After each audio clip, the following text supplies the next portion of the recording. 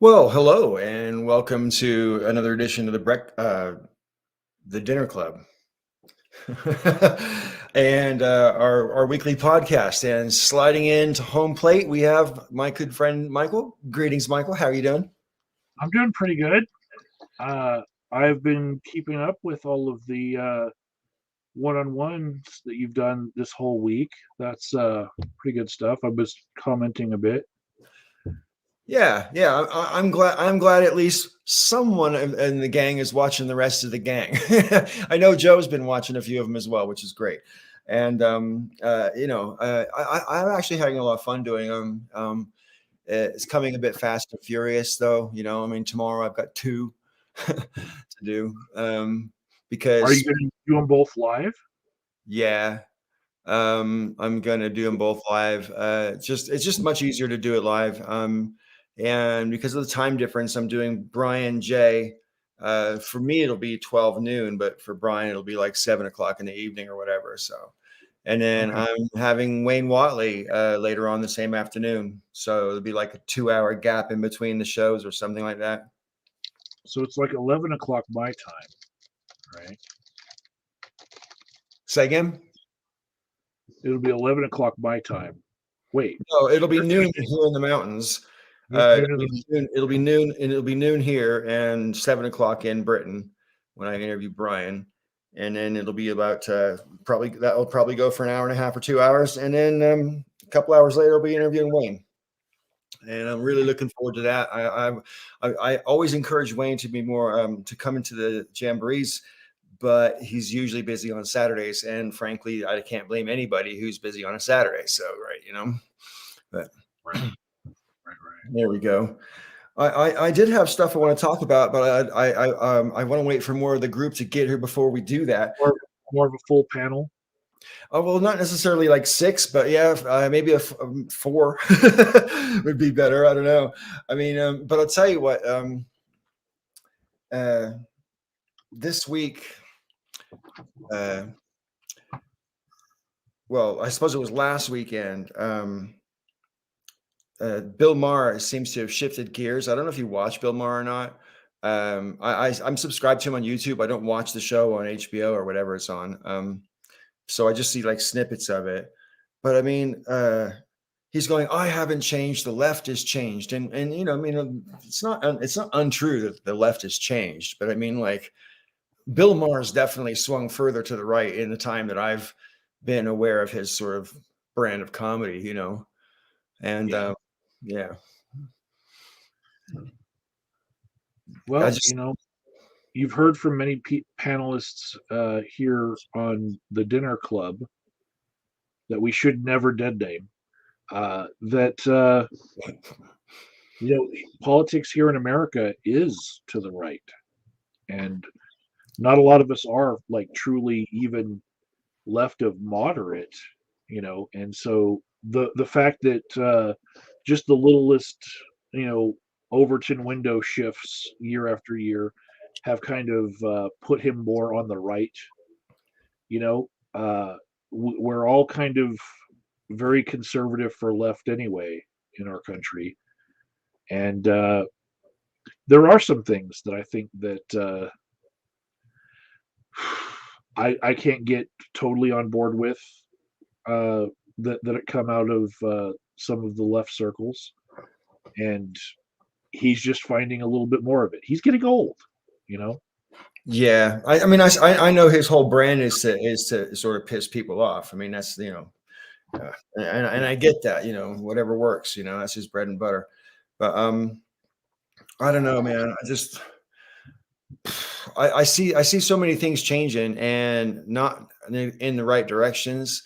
Yeah, And it seems to me that the political class in Washington just doesn't have either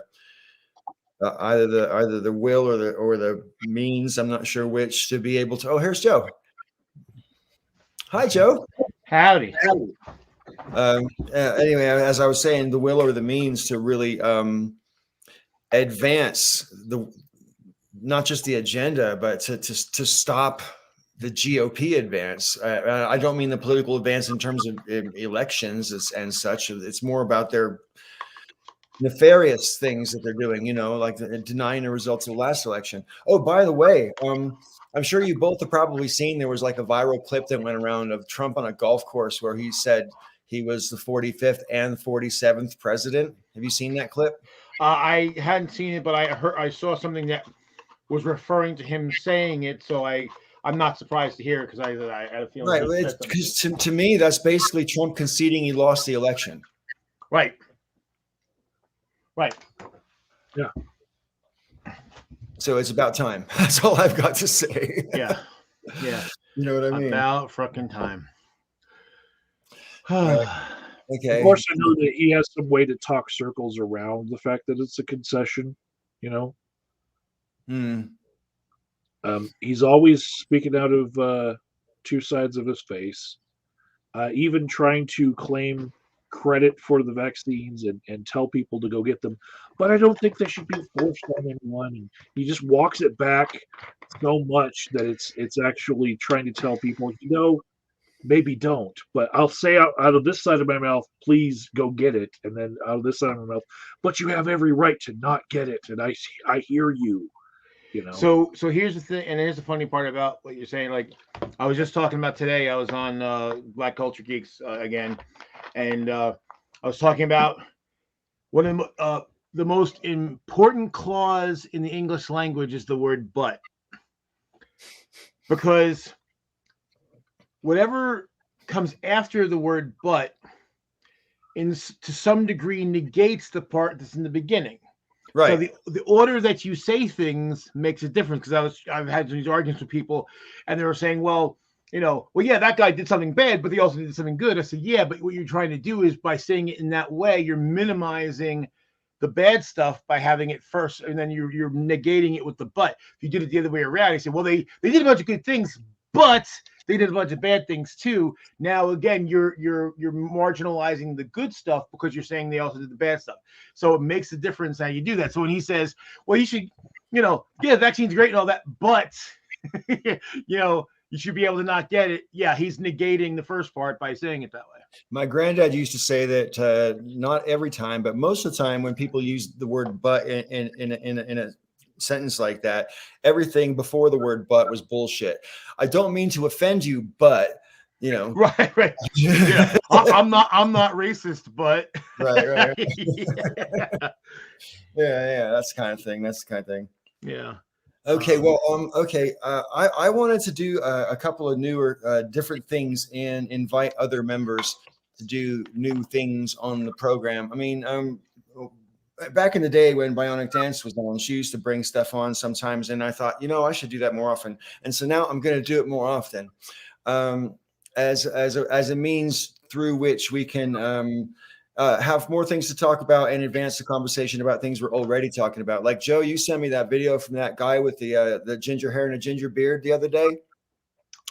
I can't remember his name. What's his name? What was it about? Let's talk about Biden, Zelensky, and the context on Ukraine. Oh, yeah. Bo of the Fifth Column.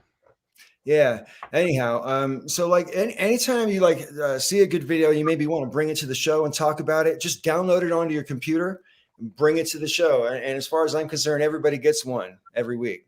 Okay. And we can all, and you don't have to. I mean, but if you see something and you're like, wow, okay, that's one I definitely want to bring. But it has to be downloaded on your computer. You can't link it in the share. When you press the share button, it has to come from the memory on your computer. All right. Right. So you can't just link a video. You can't send a link. I know I can't do the link, but if I can share a screen, though, I can have it run. I have 3 screens, so I can have it run. I can just bring up the video on another screen and then share that screen.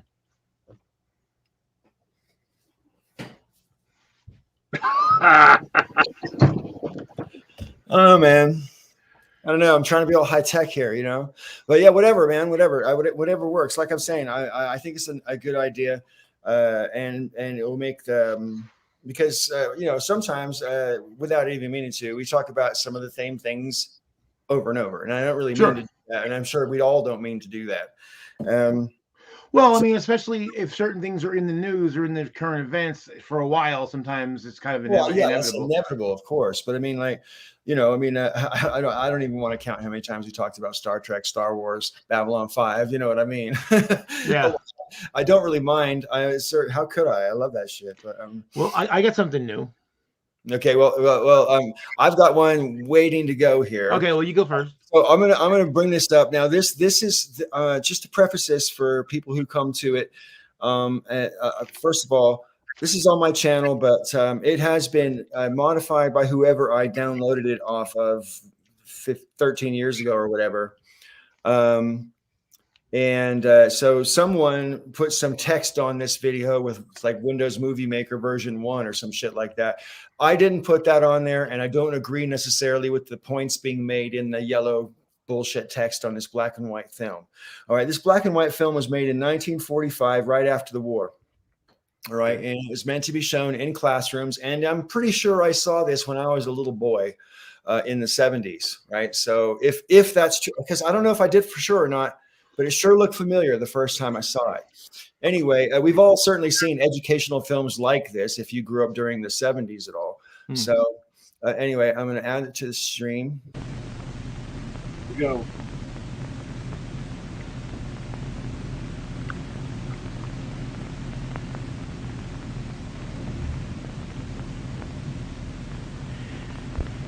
You can roughly locate any community in the world somewhere along a scale running all the way from democracy to despotism. One community may be near the democracy end, another somewhere in the middle, and a third may be near the despotism end. Let's find out about despotism. This man makes it his job to study these things. Well, for one thing, avoid the comfortable idea that the mere form of government can of itself safeguard a nation against despotism. Germany, under President Hindenburg, was a republic. And yet in this republic, an aggressive despotism took root and flourished under Adolf Hitler. When a competent observer looks for signs of despotism in a community, he looks beyond fine words and noble phrases. For which it stands, one nation, indivisible, with liberty and justice for all. Many observers have found that two workable yardsticks help in discovering how near a community is to despotism: the respect scale and the power scale. A careful observer can use a respect scale to find how many citizens get an even break. As a community moves towards despotism, respect is restricted to fewer people. A community is low on a respect scale if common courtesy is withheld from large groups of people on account of their political attitudes. If people are rude to others because they think their wealth and position gives them that right, or because they don't like a man's race or his religion.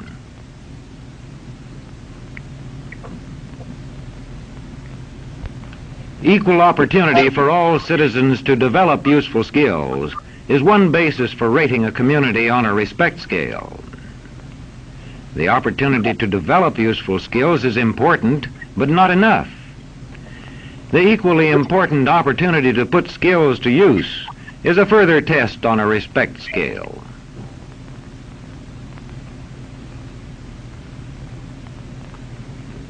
A power scale is another important yardstick of despotism. It gauges the citizens' share in making the community's decisions. Communities which concentrate decision-making in a few hands rate low on a power scale and are moving towards despotism. Like France under the Bourbon kings, one of whom said, "The state, I am the state." Today, democracy can ebb away in communities whose citizens allow power to become concentrated in the hands of bosses. What I say goes, see? I'm the law around here. The test of despotic power is that it can disregard the will of the people. It rules without the consent of the governed. Look beyond the legal formalities of an election in measuring a community on the power scale to see if the ballot is really free. If the citizens can vote only the way they're told, a community approaches despotism. When legislatures become ceremonial assemblies only and have no real control over lawmaking, their community rates low on a power scale.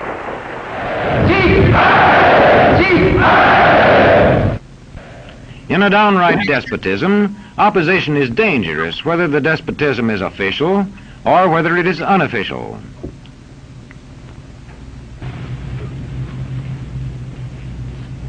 The spread of respect and power in a community is influenced by certain conditions, which many observers measure by means of the economic distribution and information scales. If a community's economic distribution becomes slanted, its middle income groups grow smaller, and despotism stands a better chance to gain a foothold. Where land is privately owned, one sign of a poorly balanced economy is the concentration of land ownership in the hands of a very small number of people. When farmers lose their farms, they lose their independence. This one can stay on, but not as his own boss anymore. To the extent that this condition exists throughout a nation, the likelihood of despotism is increased. In communities which depend almost entirely on a single industry, such as a factory or mine, maintaining economic balance is a challenging problem.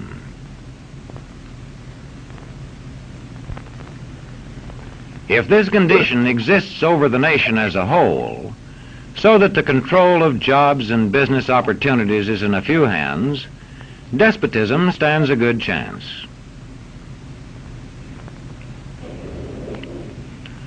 Another sign of a poorly balanced economy is a taxation system that presses heaviest on those least able to pay.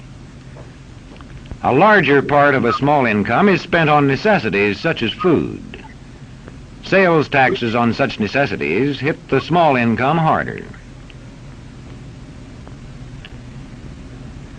In the days of the salt tax, feudal despotisms were partly sustained by this and other forms of sales tax.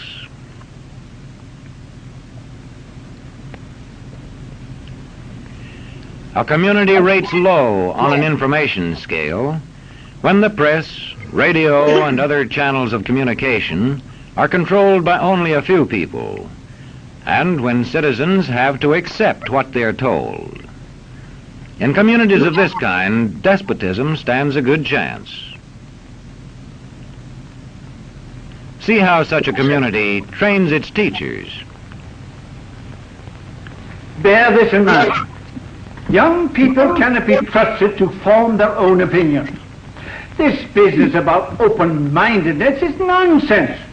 It's a waste of time trying to teach students to think for themselves. It's our job to tell them.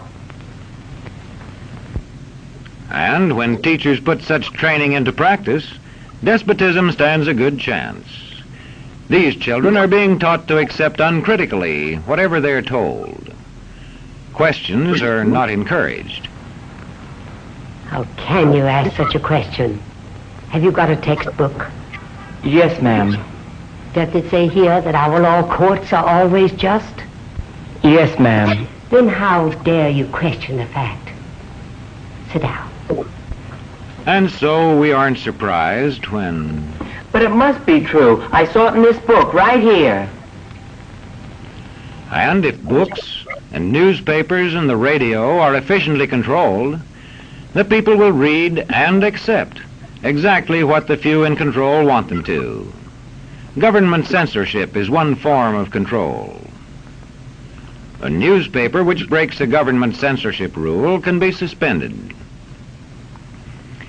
It is also possible for newspapers and other forms of communication to be controlled by private interests. I thought I told you to kill that story. It'll cost us a lot of If advertising. that story goes out, I quit. All right.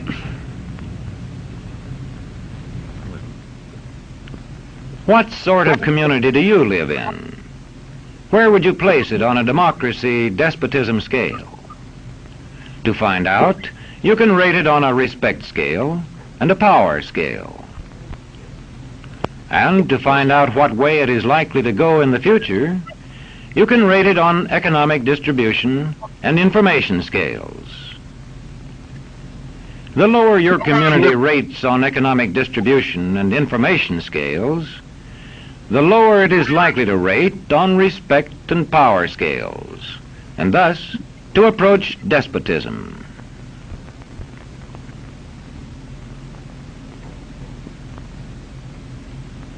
What happens in a single community is the problem of its own citizens.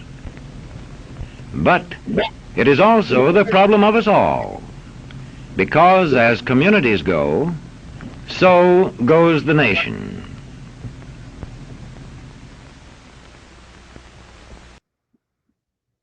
That was good. You're muted, Paul. Yeah, if you're gonna talk after the video, I need to... That's funny. I lost the whole audience. I'm really sorry about that. But anyway, they'll come back, I hope.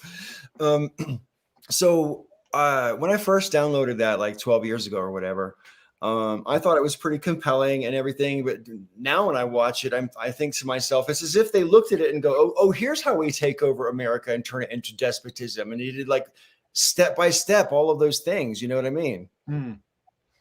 Where'd everybody go? They all left. That's weird. They're gonna watch replay.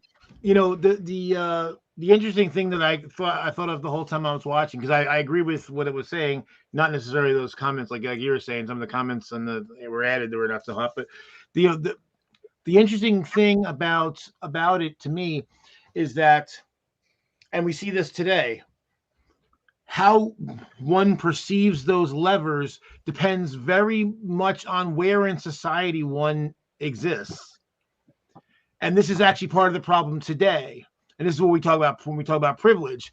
People that are in more privileged or less disprivileged situations see that lever a lot more favorably than people in a worse position, because, you know, from their perspective, you know, they don't see those things because they're not being affected by them. So the more affected you are by those things, the more you're going to be aware of it.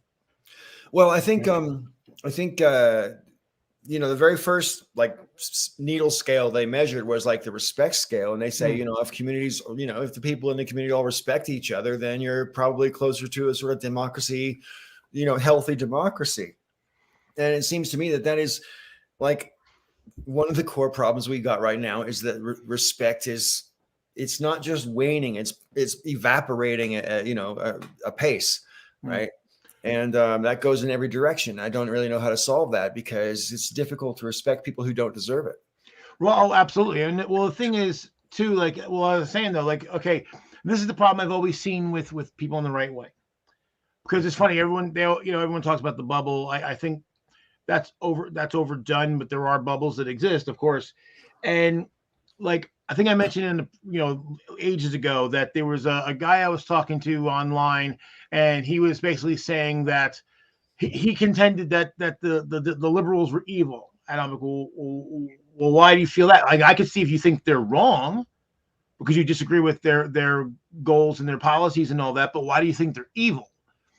And he says, well, because they're doing wrong and they know they are. Therefore, if they knowingly do something wrong, then therefore they intend bad, which means they're evil. And I'm like, well, how can't they be mistaken? Assuming that you're right, can't they just be mistaken and not necessarily sinister? And he said, no, because everybody knows the right thing. And of course, you know, this person came from a very insular community. Everybody was white. Everyone's Christian. Everyone's conservative. So of course, if you live in that little tiny bubble, so that's the thing in his community, he probably sees the respect thing very high because in that little microcosm, everything's beautiful. So people who don't agree with him, they must want to destroy. They want to bring those levers down because they don't agree with his assertion that everything is good. So so I said, so this is part of the problem. So yeah, if you literally think that, but and the funny thing is, I'm not saying that I don't see people on the left have those same attitudes, but I'll say I see it a lot less. Basically, the contention of people on the left is generally that people on the right are doing things that are harmful, whether they intended to be that way or not, or rather they're doing things that are beneficial for certain people and not necessarily other people, everybody. Whereas the right views the left as we're just literally out to destroy and because actually in a way, I guess they're right in one perspective. From their myopic view of what America means, sure, we're trying to change things from being that. So from their perspective, we're destroying their world. The problem, of course, it's not their world, it's our world. Right. Yeah, I couldn't agree more. What do you think, Mike? So in watching that, I immediately was stricken with the idea that, like CRT, if that were being played in classrooms today, right, there would be people standing up saying, "You're teaching from a political bent. You shouldn't be pushing your political ideology onto our students." That looked like it was made for a certain grade level. And yeah, I would guess that film was probably made for like junior high kids or something. Right. But if that were out today, there would be women standing up from the PTO association at the student council meeting, or sorry, the school council meetings, and just like screaming, "You cannot be pushing this on our kids to be like, critically thinking about their parents' political persuasions. That's too political. Oh yeah, I'd stand right up and say to whoever that was, this is a classic educational film, and I'm just trying to make America great again. Well, but I totally agree with Mike. I mean, I think that would. And here's the thing, Bo did a video a few weeks ago, and he covered on a lot of different topics. One of us, he brought up the whole thing about statues and basically the way the right wing, they get so upset, like, okay, well, CRT, their thing is, you're hurting America because you're saying negative things about the founders and the various people across the history of America. And the thing is, Bo's thing is, well, why are you identifying with the bad guys? Because those Confederates were the bad guys. The Nazis were the bad guys. And the thing is that when someone says they identify with somebody else, that's voluntary. That's a choice. You choose whether or not who you're going to identify with. You're going to identify with the downtrodden, or you're going to identify with the one that's doing the trotting. And right. So I was just saying that to Sword Sage last night, Joe, because I was mentioning about how, white people who think that their kids are going to feel guilty because the white people own slaves. Why do those parents think the kids are going to identify with the slaveholders instead of identify with the abolitionists who were the ones who made slavery disappear? Exactly. Those were also white people. That's right. But why aren't they identifying with those white people? I mean, and that's actually how they teach it in England. They teach it that this guy was the hero who ended the slave trade, and they teach it like that. He's a hero because he was the one who, I can't remember his name because I didn't get educated there, but I remember when my kids were learning it. Right. Well, that's the thing, and so that's what it's kind of funny because on the one hand, they'll say, "Oh, you're trying to make white people feel bad." Well, like you said, but why? Why would that be? You would only feel bad if you identify with the slaveholders, if you sympathize with them in some way. Because here's the thing: even if you are descended from somebody who held slaves, well, that's not your fault. So because you can say, "Hey, my ancestor did this thing, and I don't countenance that." So you don't have to identify with the bad things that your ancestors did, even though you came from them. That doesn't mean you are them. So it's sorry. Go ahead. Oh, just as an aside, you just reminded me of something I wanted to talk about last week. So, like, what if someone's ancestors, like, say your grandparents or great grandparents, were involved with the slave trade? How bad should you feel about that? Well, you like okay. I would say. I mean, I guess it depends on what you mean. You shouldn't feel personally aggrieved because you didn't personally participate. Right. But I would say, and I guess it's kind of a shame on their behalf, but it's not guilt. Because you're not guilty of anything. You didn't do anything to be guilty of. So, but I think okay. And here's the thing. It's funny. I mean, because of my ethnic background, I literally had to do the math to figure out if any of my ancestors owned any of my other ancestors. I guess technically yes, but not in the way we would normally say. And but so yeah, all on my mother's side, everybody came post Civil War, so that wasn't an issue. But yeah, I mean, if I did, well, I guess technically do. Like I said, some man who I've identified raped one of my great grandmothers, and I have his DNA in me. I feel that he was a bad guy because he did something really bad. It doesn't reflect on me as a person. But yeah, I mean, I certainly, and now if I met some of my cousins that were descended from him, I would say, well, like, if you want to, I mean, I'm sure, like, nobody is all one thing, or very few people, I'll say, are all one thing, or all good or all bad. So it's okay to recognize anything good they may have done, but it's like I said earlier, do you say the good things but, or do you say the bad things but? Because depending on how you say that is basically how I'll judge where your sympathies really lie. Right. Hi, Raven. How you doing? Hi, Raven. I did some of those things through my own investigation of my own lineage. None that have been passed on to me with any sort of value, other than being able to look it up on Ancestry.com.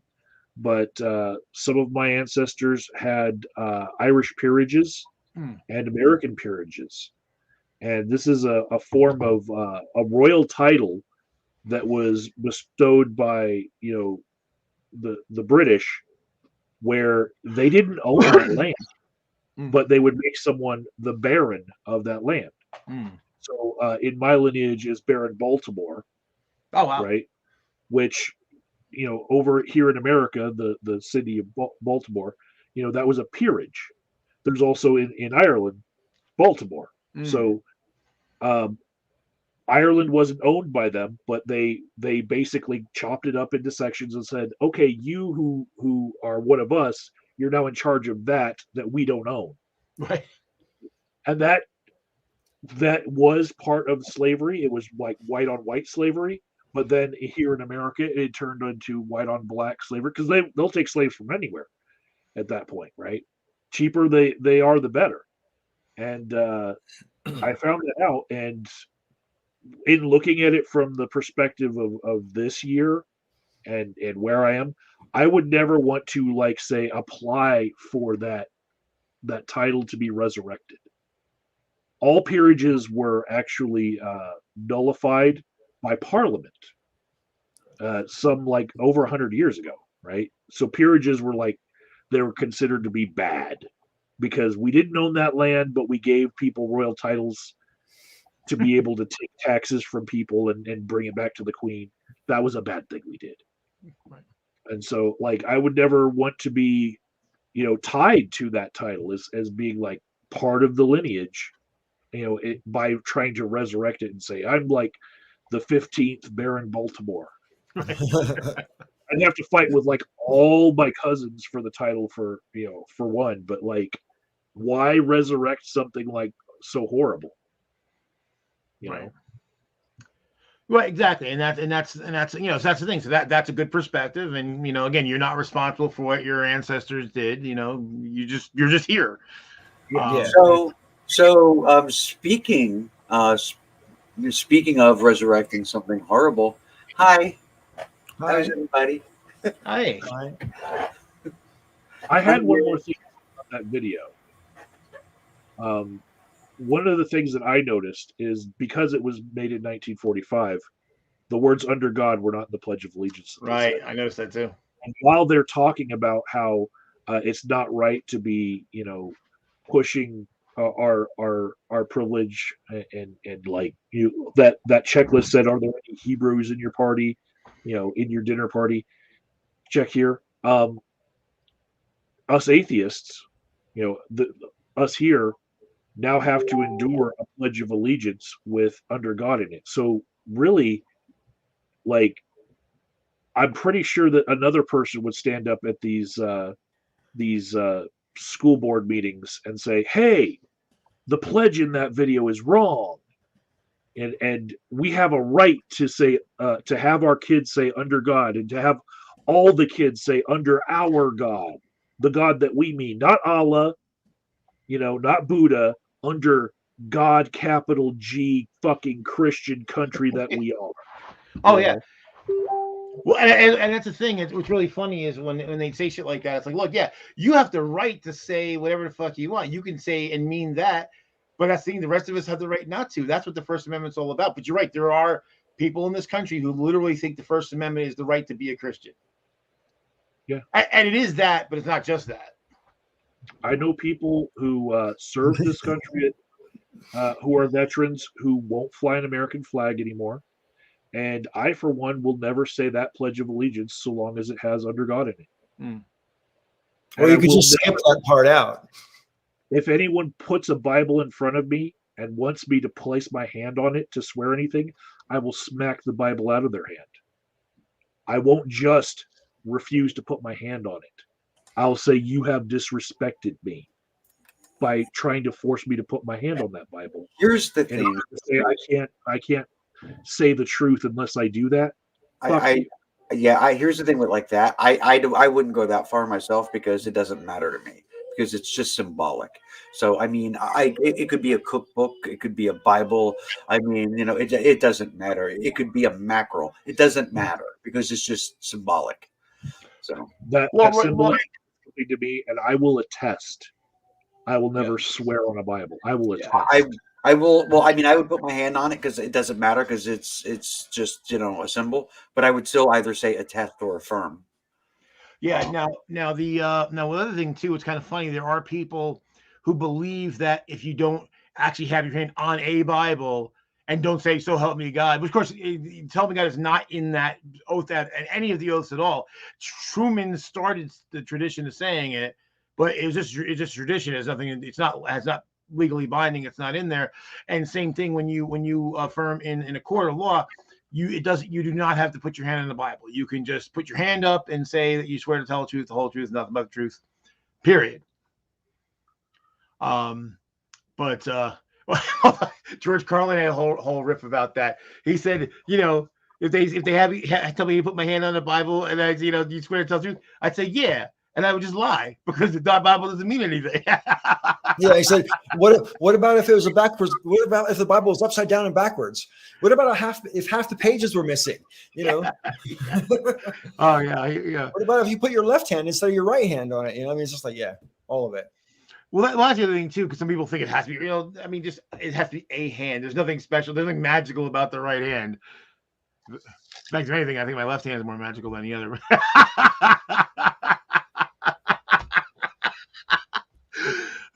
So I get something new for you for this week. Well, at least for a little while anyway. So after many people have been encouraging me and having this thought in my head for quite a while and not actually doing it, I am going to be producing videos in the month of February. And part of the reason why I'm announcing it is because if I don't, then the ability to get lazy and not do it will be there. So I'm purposely putting the pressure on myself to force. Oh, the shame will be enormous, Joe. If you don't do it, I've got to see to it. Exactly, I've got to put something in. So now, I'm not going to promise how many, but I do want to put multiples. I will feel it. If I don't get at least 10 out this month, or for February, I'm going to feel that it is that I failed myself. Yeah, well, in February, there might not be Hangouts for the last couple of weeks and maybe the first couple of weeks in March, because when I go to California, I don't have a TV or internet. So, there might not be any Hangouts for that period of time. But in the meantime, there's plenty. You know. So anyway, so what I want to do, I'm going to call it. Oh, so the reason why I'm doing it, or the reason why I'm choosing February, because it's Black History Month. The videos will, but the videos will not directly refer to Black History Month for a reason. Because, and the name of the series is going to be for each video, an American History Moment. Right. And I'm doing that on purpose because I'm tired. All the people who complain, why do we have a Black History Month? Blah, blah, blah. We don't have a White History Month. Like, yeah, which is the other fucking 11 months of the year. And my point is that the only reason why we need a Black History Month is because this stuff is not taught the rest of the year. Think about how most people everywhere in this country, most people did not know about Tulsa until a few years ago. Literally, I didn't find out about Tulsa until 2018. Right, exactly. Most people did not know, and then everybody all of a sudden knew about it. So, because it was never taught. I think the only reason I first found out about it is because I follow Brianna Joy Gray on Twitter, and Right. she mentioned something about it. I'm like, what Black Wall Street? What are you talking about? And I'm like, start looking it up. I'm like, holy shit, how come I never knew about this? Oh, and, yeah. and I think I might have mentioned this to you before, but when I was going through school, I graduated high school in 1980. There was no Black History Month when I was going to school, you know. No. So Even though it technically existed, it wasn't mentioned in schools yet. Definitely wasn't in any of the California schools around where I grew up. I don't know anybody who ever heard of it until I was in my 20s, you know. Right. So the thing is, and so every time I hear the grief, I'm always like, well, is if this stuff was taught in regular history, because it's part of American history, right? Of course. So, so the history of Black people in America is part of American history, and hence the name American History Moment. So I want to do it from two angles.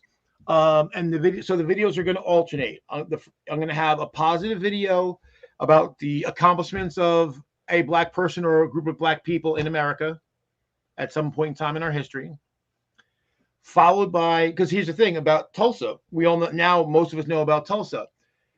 Tulsa was just one of literally dozens of similar things that happened. So I'm going to have a positive one, and then I'm going to have one of those.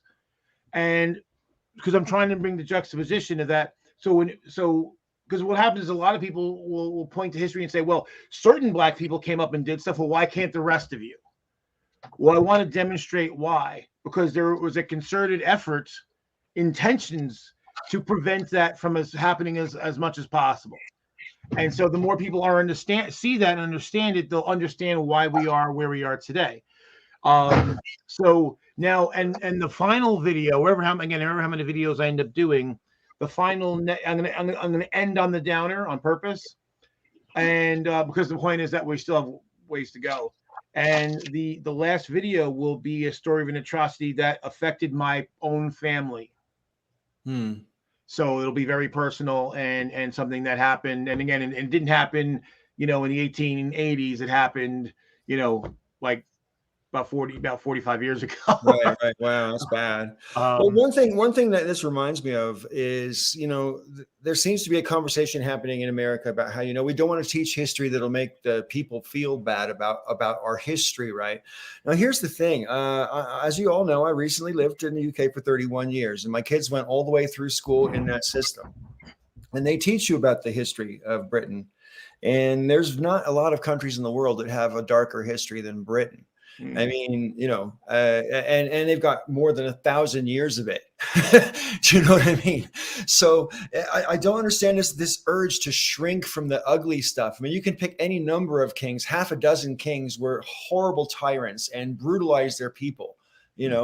Henry VIII famously cut off some of his wives' heads and famously formed an entire church to be able to screw a woman because he could. The Pope wouldn't let him. Right.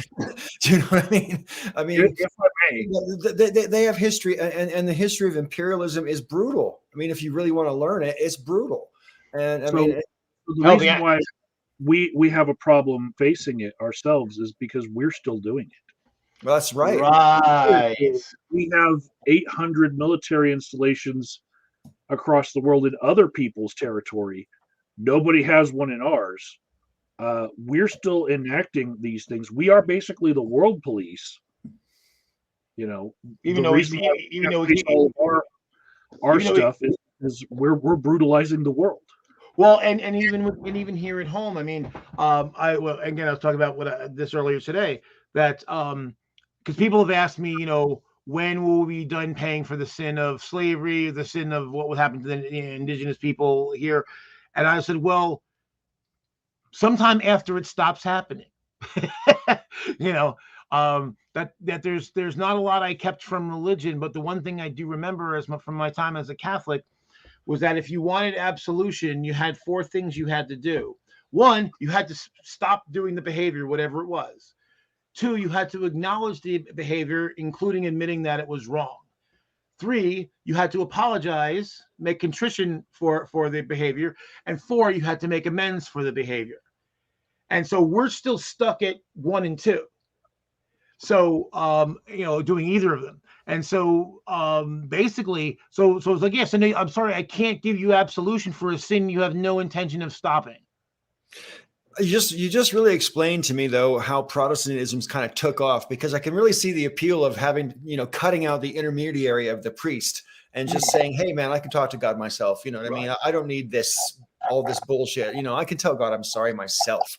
I don't have to go and pay the tithes and, ask for supplication and all that kind of stuff, Oh, yeah. Well, and one great example of that was, do you remember the YouTuber Losoyo? Who? Yeah. Losoyo. I never saw Losoyo, but Okay. I was aware of that channel. Okay, James. So James. Yeah. So Losoyo, and he's still around. He's now has a channel called Law Reloaded, which does like sci-fi stuff. Don't say what it is. I'm not talking about those things.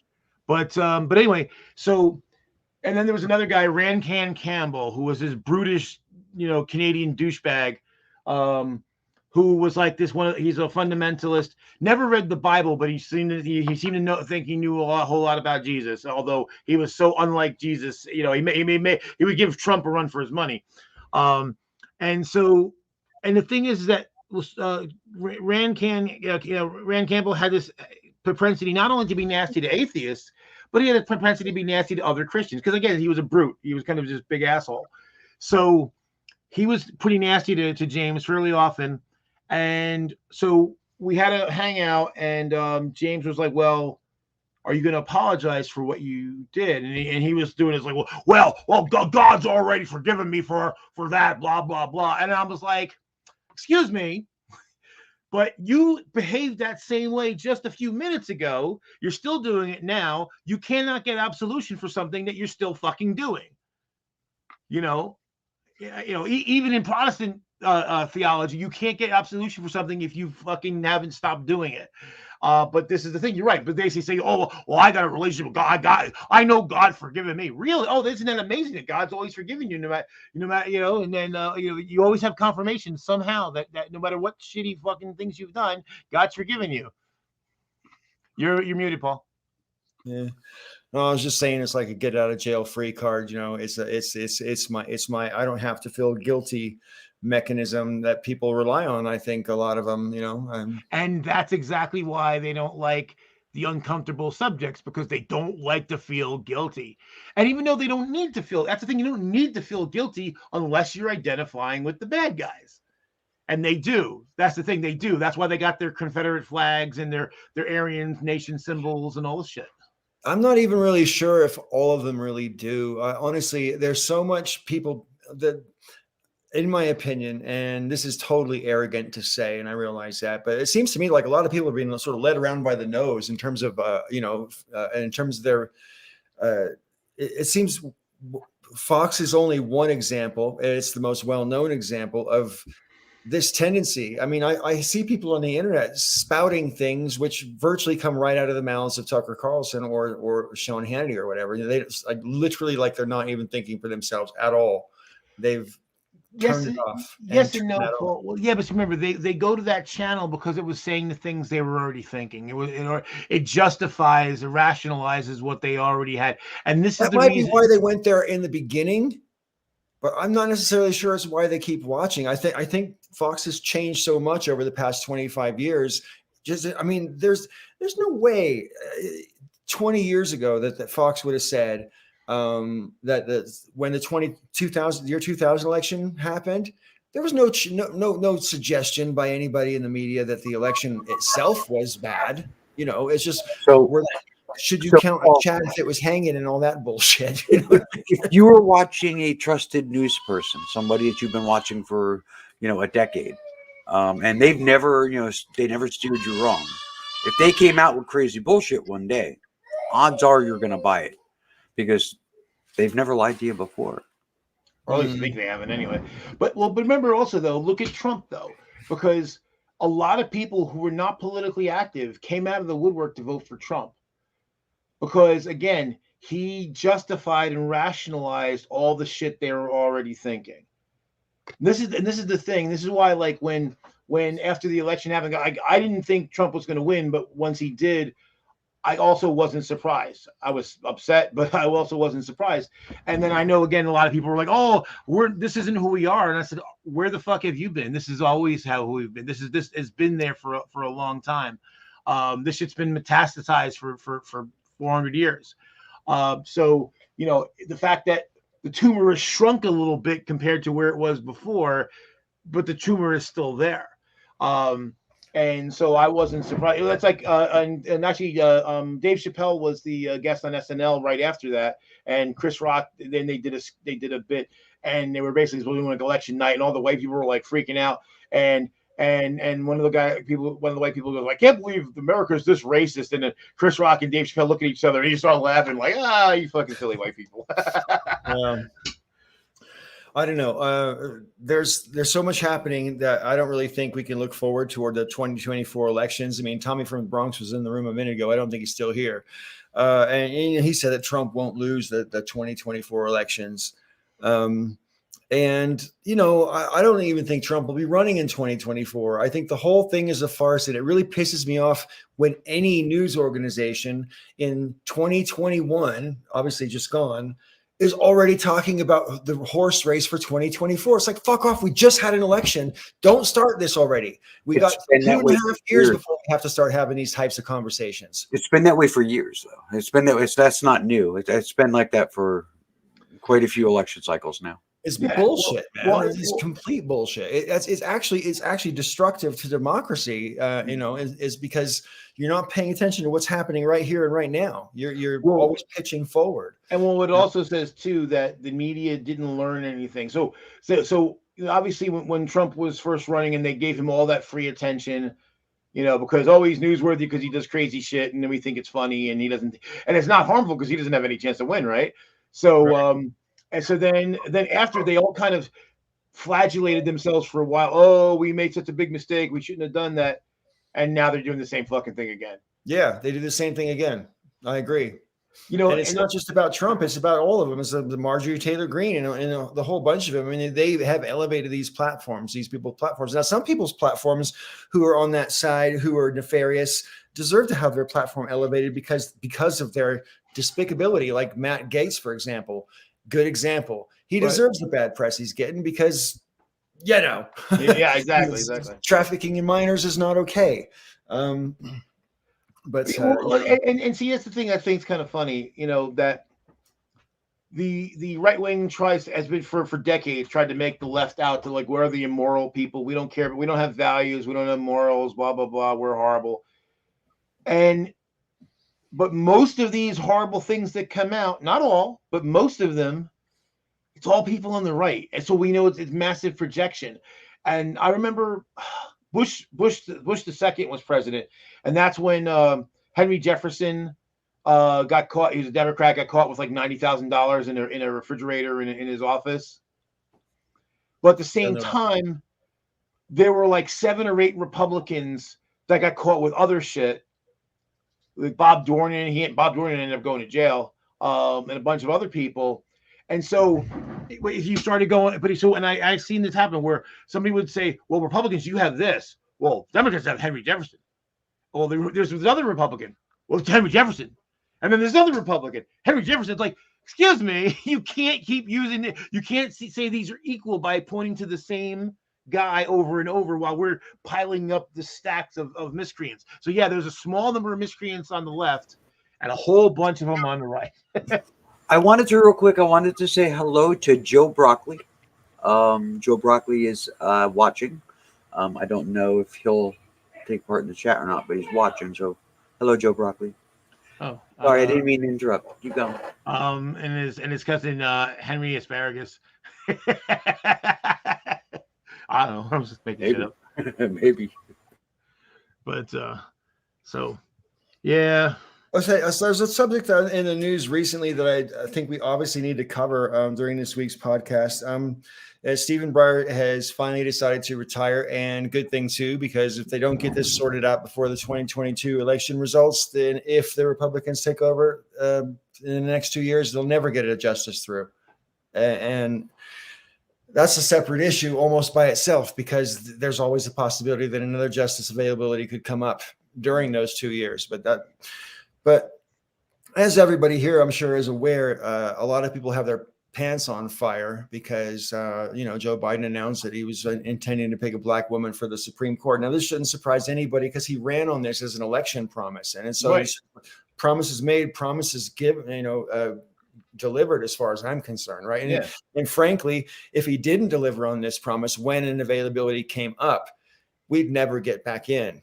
Right. You'd lose a huge part of the base, for sure. That you can make some promises in election campaigns that you don't keep, like closing Guantanamo Bay, and get away with them. But there's certain election promises that you can't get away with it. What I really object to with the people who have their pants in a twist about this whole thing is just like they're saying, oh, when is when is it too much? Sure. We're being. It shouldn't depend on someone's skin color. It should depend on merit. They make that argument over again, and I know we all know the arguments against that, so I'm not going to reiterate. But I'll just say, what really bothers me about it is this isn't like an election. It comes every 2 or every 4 years. Supreme Court justice openings might not come for another 10 years. You never know. And if not now, when? That's my attitude. Well, and the thing too is about as far as the whole thing, it should be merit and not skin, as if that's how it's been ever in this fucking country. That's the thing that I laugh about. Don't tell me, that's such bullshit. I mean, think about this. So the and there's also the women's score. So on the women's side, it took 192 years before a woman was even nominated. Okay. Now on the black side, it's been 177 years since the first black male lawyer, and we've only ever had 2 black male justices. That's it. That's all that was, and only 2 ever even nominated. So that's it. There was only 2 ever qualified in all that fucking time. Really? I mean, have you seen some of the other people who have been on that court? And then as far as black women, first black woman lawyer in the United States was 149 years ago. First black female judge was 83 years ago. And again, to tell me that really there's been no black women before now. And especially when they make a big deal, whoa, it's got to be about qualifications. We're not just going to give it to anybody. Like, he's not nominating Cardi B. So it's such horseshit. I mean, the right wing was fine with Amy fucking Comey Barrett. And I looked at all the 7 possible people he's putting up, any of the 7. All of them have at least as much experience as her, and all except 1 have more experience than her. 3 of them are current circuit court judges. 1 of them has been a Supreme Court judge in her own state. So this is such horseshit that, all of a sudden it's like, wait, but Brett Kavanaugh, you didn't have any fucking scrutiny for Brett Kavanaugh or Gorsuch or any of those fuckers. So all of a sudden now it's important. Well, here's one thing, I think of the 7, he should actually nominate 5 of them and pack the court with all of them. I like that idea, Raven. Yeah. Now, here's the other thing too that I thought of the other night. I was in a stream. I do a Wednesday night thing with Nicholas Lamar Suter there, at 9 o'clock on Wednesdays on in time, overtime. Excuse me. So because he was saying, well, I don't like quotas. I'm like, well, this isn't about quotas. This is about redressing past errors and current errors. And the other thing too is that if somebody puts up a nomination based on the person's religious views, their morale, their political ideology, we all expect that. That's part of it. Well, you know what? I mean, the thing is, putting a black woman up there, it's not simply about her skin color. It's really more about her culture. And she's bringing a perspective in the same way someone goes in there, we put, a Republican will put up there because they're Christian, or a liberal would put it up there because they're progressive or whatever. It's the same fucking thing. So they're trying to get a perspective that's been that has existed in this country and has been unrepresented for very long. And so, and like Tracy Harris said, we had 192 years with no women on the court. So it wouldn't be unfair to have 192 years of just women. But of course, right. she said that, and then of course some douchebag had to come on and say, we only care about if it's a woman and not if they're qualified. I'm like, fuck you, motherfucker. She specifically said otherwise, and she was also making the point about the hypocrisy, and you stepped right into the fucking trap because you are a bigot and you don't want to admit it. One thing that I just like to point out is I think some of the people who have their knickers in a twist about this are unaware of their own, because to me, it seems like they're kind of upset that their system of white supremacy hasn't kept these people out. I mean, why are there qualified black women? How can that be? Yeah. What do you mean? How did I fall asleep at the wheel? I think a lot of these guys that have their knickers in a twist just like having their knickers in a twist. Well, maybe. I think it's a little bit of both, but and the thing is, though, Paul, you're right. I mean, and that's the other thing too, and that's part of the point of my series that's coming up, that there was a concerted effort to limit. And I was thinking about so much when we were watching that video you put up about how it even said about how that we educate, when they were talking information about controlling education and controlling opportunities both for education and after education. Is that so if you don't allow people to participate in the system, then their chances of actually overcoming the system that's built against them is very low. And so that's why, but of course the irony is they'll use those people who did succeed in spite of everything as an example of, see, that proves that the system's not rigged, because 10 people did something good over a 200-year period. Yeah, I know. You never really know where I stand. I'm a wallflower like that. I want to put up a question by Vegas. I'm not sure what the point is. I don't have any issues with Biden putting up a black woman for the bench, but would the idea of breaking this glass ceiling be just as momentous if she were nominated by a GOP president? I think the whole point, if I may, of why this is important now is because it will never happen with a GOP president, and we all fucking know it. Here's one thing that might not be true, and here I'll tell you why. But here's the difference, though.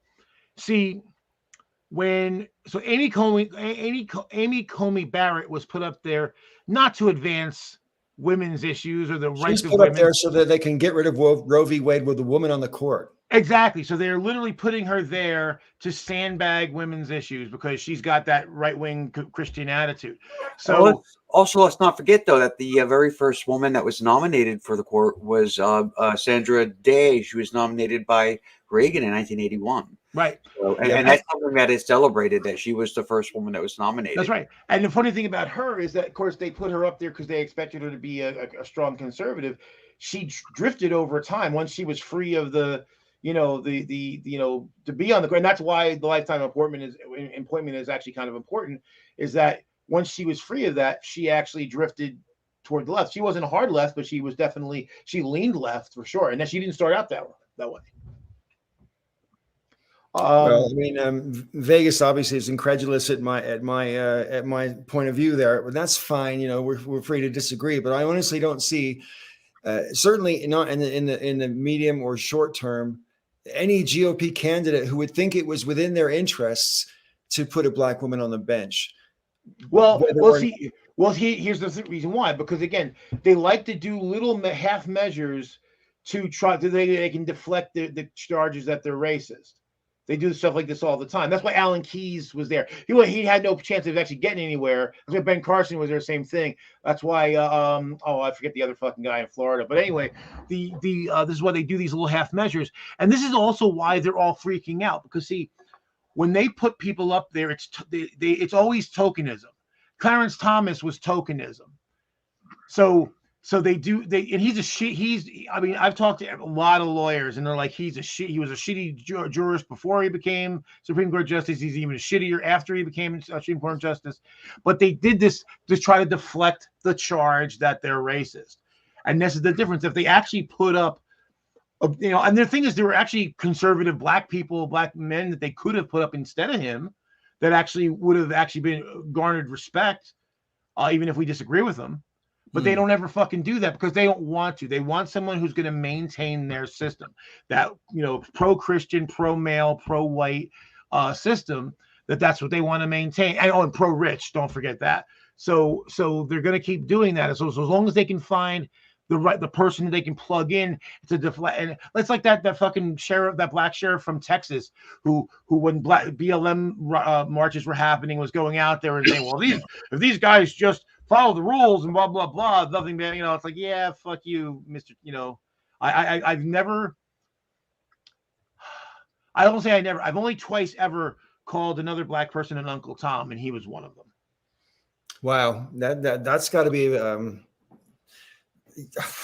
I don't even know how I would take that if that was coming toward me from some. Wow, I don't know. Wow, yeah, I don't.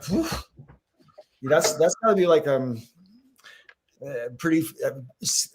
Seems to me that would be pretty below the belt, or be meant to be. Oh, it was meant to be below that. I was going. I was going for the ghoulies, because the thing about it is, it's like, a lot of black rappers have sung about this, that sometimes the black cops are the worst cops because what are they doing to maintain the respect of their fellow white officers and to fit into a system that is slanted.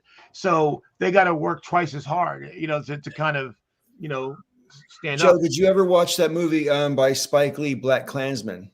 I haven't seen it yet, no. Oh my God, make it your mission to watch that movie. It's so effing good. But one of the points in the movie that they do make is, hey, we're all on the same team here, and, we've all got to look out for each other as the cops and everything like that. So there's a couple of uncomfortable moments in it. But I mean, I think it's probably Spike Lee's best movie. But I've only seen 7 of Spike Lee's movies, so only there might be better ones. I don't know, but only 7. Yeah, yeah. I've not seen that many Spike Lee movies, to be fair, but I will say though, I have watched Malcolm X a number of times. That's a really. You watched which one? Malcolm X. Malcolm X, really right. Great movie. Did you ever see Do the Right Thing, Joe? I've never seen the entire thing straight through. I've seen it in I've probably seen the whole movie, but never in one straight sitting. Yeah, it's super good. I mean, I walked out of there and I felt funny afterwards when I saw it in the cinema. I walked out and I felt like I learned something. And I didn't really, I don't know. It was kind of weird for me, really. It was an interesting movie, Well, that's good. I mean, it's kind of like, do you ever see a Jodie Foster movie, The Accused? Yeah. I mean, I walked out of that movie feeling dirty. I really did. It's one of the best movies I've ever seen, and it makes its point like so. It puts it in your face, but at the same time, it doesn't like rub it in your face. I guess I don't know how to put it, but it's so stark, And well, that's the thing. It lays it out there for you to see. It's like, here it is. Look at it. Right? Yeah. Look at it. Fucking look at it. And what can you do other than be reviled?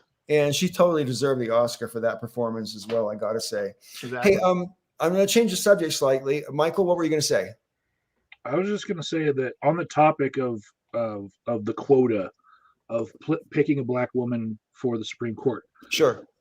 I will agree to it technically that it is. Right? But I will say that we can't play fair by the rules because the other side didn't. They delayed for almost a year to make sure that they would get an extra Supreme Court justice to pick.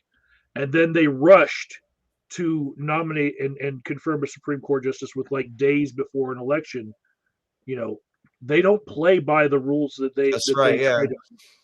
I think from So- the time Amy Coney Barrett was nominated till she got confirmed was like 38 days. Yeah. Yeah. Yeah. It was In crazy. an ideal world, we wouldn't have a quota like this, but this is something that we see that's a problem. It's never going to happen unless we have a quota. Right. Basically, if we actually quota, technically, is to ignore the whole context of the problems that we have. Right. Well, and yeah, considering that we basically have had a quota, which the quota was not dark people, not women for the most part. So that being said, if we really wanted to get serious about writing things, number one, we need to get rid of the filibuster. We need Manchin and Sinema to be replaced so that we can do that, right? We need the Voting Rights Act. And if Biden were serious about putting a black woman in power, he would just step the fuck down. He is the one in the way. If he just said, I quit, immediately we'd have the first black woman, Asian woman president. I suspect that will happen, but there's a reason why it hasn't happened yet, Michael. It's a very important reason. Go ahead. Okay. So if it happens now, then this term counts as a term for her. And then the next term will be her second term. That's right. If it happens after January 20th of next year, then she's just she's finishing out a term, and she can still have 2 terms of her own in her own right. Right, but that'll give her 10 years almost. Yes. Good math. Yeah.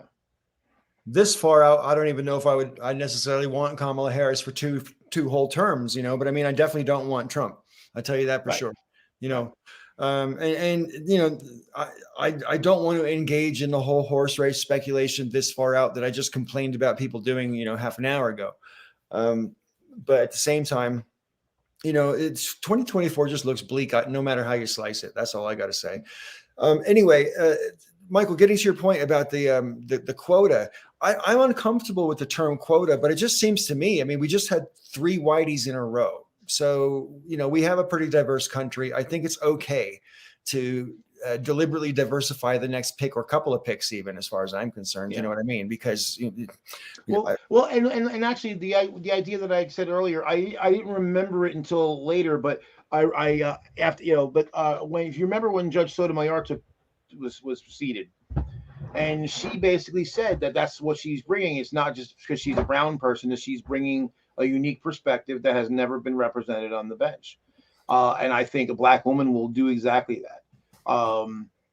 So again, I don't think it's any less or any more of a quota than any other criteria that we use, whether it's we need another liberal, or we need another conservative, we need a pro-abortion rights, anti-abortion rights, whatever. Because this, we've talked about this before. Even on the left, even just say you talk about center left liberals and progressives, that panoply of everyone on the U.S. left. Black people within all those little subgroups don't have the exact same perspective as white people in those same subgroups. And I talked about that before. The whole thing about white people telling me, well, I don't want a defensive vote, and I'm like, fucking, that's my life, motherfucker. That's my fucking life. That's everything of it to me. Is if I can't make progress, I have to defend myself, and if you walk away from me, you're fucking me. So yeah, that's even on our side of the political fence. There's still a different perspective from based on race. I wish it didn't have to exist, but it's currently necessary. I know that you don't like the term quota, but the quota that I do like that Biden has for this next pick, besides the racial or gender thing, I like the competence quota, because we just had 2 justices put in that they were basically incompetent for the position. They were picked on political lines, and yeah, I like that he's saying, I want a black woman, and I want her to be the competent one. He's got this short list and all that. The last picks were just yeah, they were terrible. It was like a frat boy douchebag, and the other one's like a Planned Parenthood protester picked from the street. Exactly. So my thing is that they and basically what the people that Biden is or he's looking at, they're all excellent people. So yeah, so this idea that it's like, well, we're just plucking some random, black chick off the streets of Newark, throw her on the bench. It's fucking insulting. It's really fucking insulting, especially when they have the gall to, like you said, put up the frat boy and the fucking, PTA mom on the bench and without any care to qualifications or anything like that. So it's like, oh, go fuck yourself, dudes. I just want to, I know I might have said this in a previous live stream, but I just object to this idea that the most qualified person, there's no such thing as the most qualified person to be a judge. There's people who are qualified enough, and you can choose which one of those you like. Right, you know exactly. What I mean? Well, that's the thing. There's no, and that's something. As I know, you know that, Paul. You've been an employer, right? And I am an employer. I get a bunch of resumes. I interview a bunch of people, and yeah, there's no perfect candidate that excels in every single aspect of the job. They just don't exist. But you find people that their collection of attributes are good and outweighs their potential negatives, to a strong degree, and more than somebody else. But that, or you may need certain things. There's times where it's like, well, I've had people that I interviewed and they would be great, but I couldn't use them at the time because they just didn't fit the company's needs. Like, sure. I already have what they have. I need somebody who's a little different. I was an employer at the very bottom of the buddy economic totem pole, basically. So, all my employees basically made not much better than a minimum wage. And so when I was interviewing people and deciding whether or not to hire people, part of my whole criteria was, can I work with this person or not? Do I think we're going to drive each other nuts or not? It had nothing to do with qualifications at all. It's like personality is everything. Well, but that is a qualification. Because is anybody Facebook friends with this Nick Sutter guy in the chat? Yeah. Shoot him the link. For what? He's typing too much. He needs to just say this shit to my face. Okay, I'll get him. You can just bring it.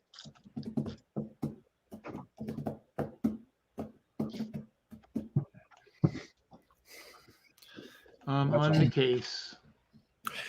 So, Joe, I know that at the moment you're still on the fence about whether or not you're going to do an interview, but I also know that CRB Vegas wants to know your favorite flavor of ice cream. So, that's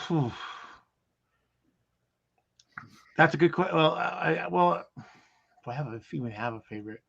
It used to be strawberry. Now it's probably dulce de leche. What delicious? Dulce de leche. You've never heard of that? No, it sounds like an opera song. It's vanilla and caramel, basically. Oh, okay. Okay, I just dropped you the link, Nick.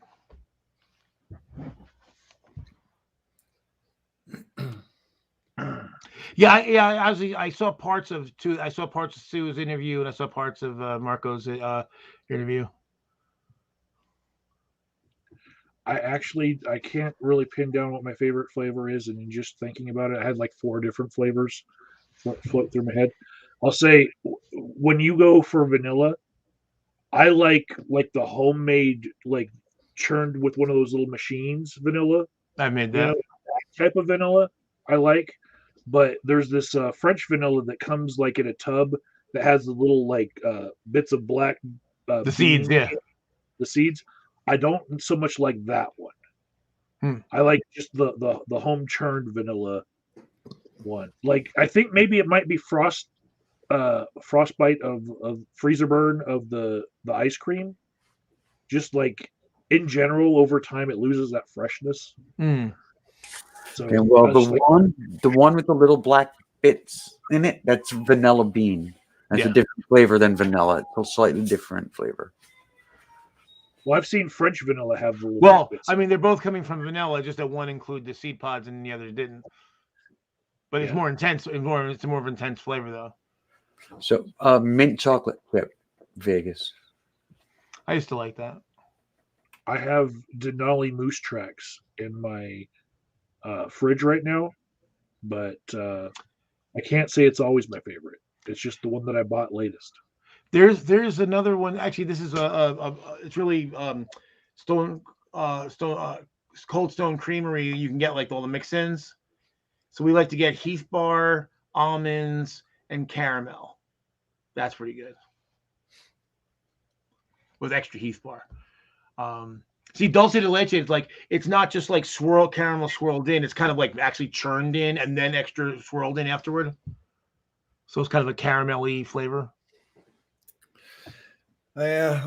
All this talk is going to have to make me go on. You know how you can go on a pub crawl? I need to go on an ice cream crawl, because you can't stay in any one place for too long because you get the brain freeze. So you got to get some, go to the next place and get some. Well, the only way you're going to be able to do that is you come to like New York City. You got to have enough places to go.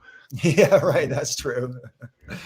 Yeah, I don't think I could get very many flavors in if I did one per Boulder shop. That's for sure. Boulder is a small city.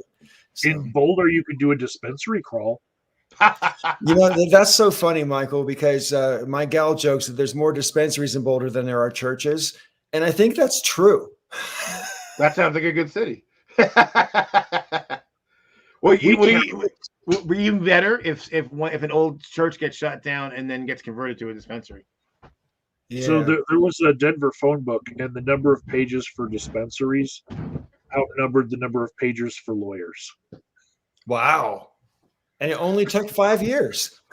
well, it makes sense if you think about it. When you stop criminalizing like basic bullshit things, you don't need so many lawyers. Oh, hello. Thank you so much for the invite. Can you guys hear me? Because I never get the sound right on these things. Okay, perfect. What'd you say, Nick? I know you son of a fucking! I know you like. Can I swear here? I know you like to get the sound right. I was going to ask if I swear here, but quite frankly, since I'm talking to you, I wouldn't care if I couldn't. My answer would be the same, pretty much. I think when you're talking to me, you pretty much have to. Yeah, I don't think there's an easy way around it. So just by way of introduction, so my name is Nick. I'm a writer, written a few books. I do lean strongly to the left, but I'm probably to the right of all of you. My wife is to the left of Lenin, should blow all of you away. But I worked on the Obama campaign. I was the second district coordinator or I was the district coordinator for Connecticut's second district during the primaries against Hillary Clinton. But I consider myself an independent. I hated having to register as a Democrat because I have serious objections to them as well. But for Obama, I was willing to do it. I do a show. It's called In Time. We do usually 3 shows a week, Monday, Tuesday, Friday. Monday is usually interviews and sort of discussions. We have a conservative who is the co-host of that. Wednesdays we have a news show that just covers what's been going on in the news. And we've gone through. It's been on for 2 or 3 years. We've alternated hosts on both of them, but right now we have the great Joe as the co-host for In Time, and he makes it for Overtime, that particular show, and he makes it much better because he knows what the shit. He knows this shit. We can sit and we can talk about it, and it's always a great discussion. And then we have a call-in show on Friday. So that's who I am. And that's how I know. And Joe's been a co-host for several months at least, and I've known him prior because we share a couple of good friends in common. So I when I see this stream, I'm sorry, you all seem to have be pretty smart and have some pretty good ideas. I really come to give Joe a hard time. I don't.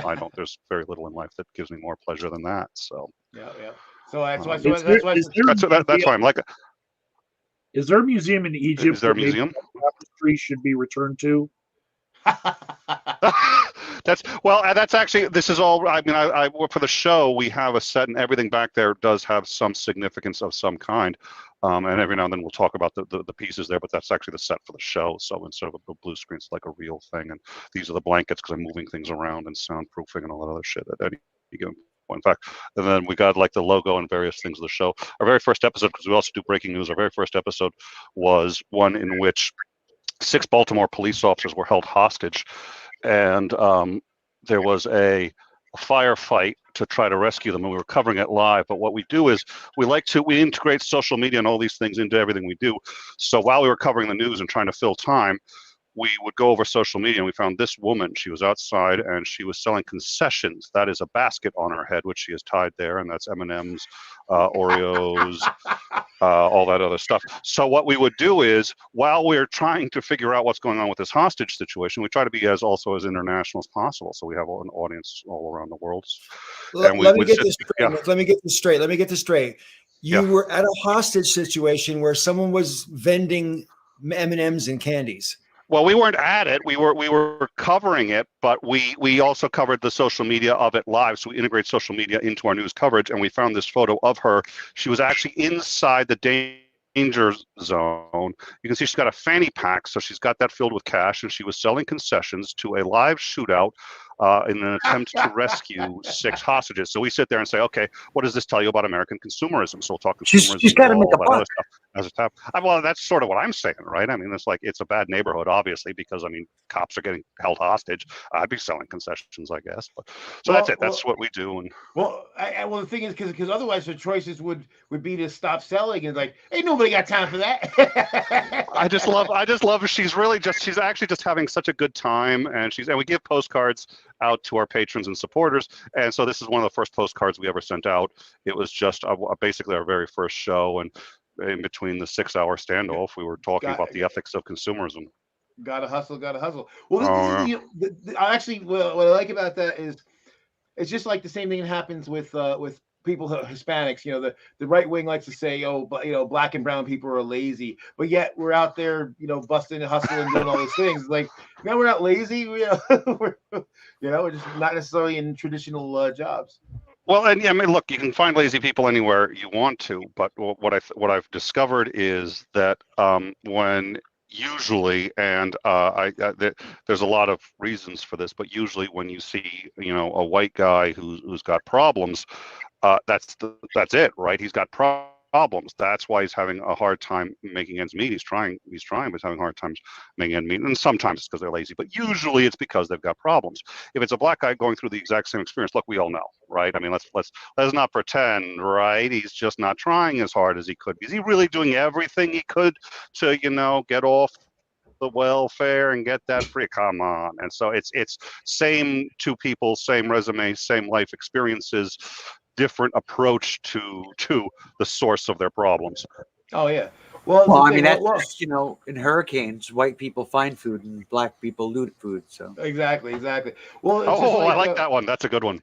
Oh yeah, do you remember that was Hurricane Katrina? There was reports about the media reports that there was a photo of from white people who had some food. Clearly, it came out of a store, and it referred to white people finding food, and then they had another picture of black people doing basically the same thing, and it was black people looting food. It's like, wow, it was so stark, the difference in how it was reported.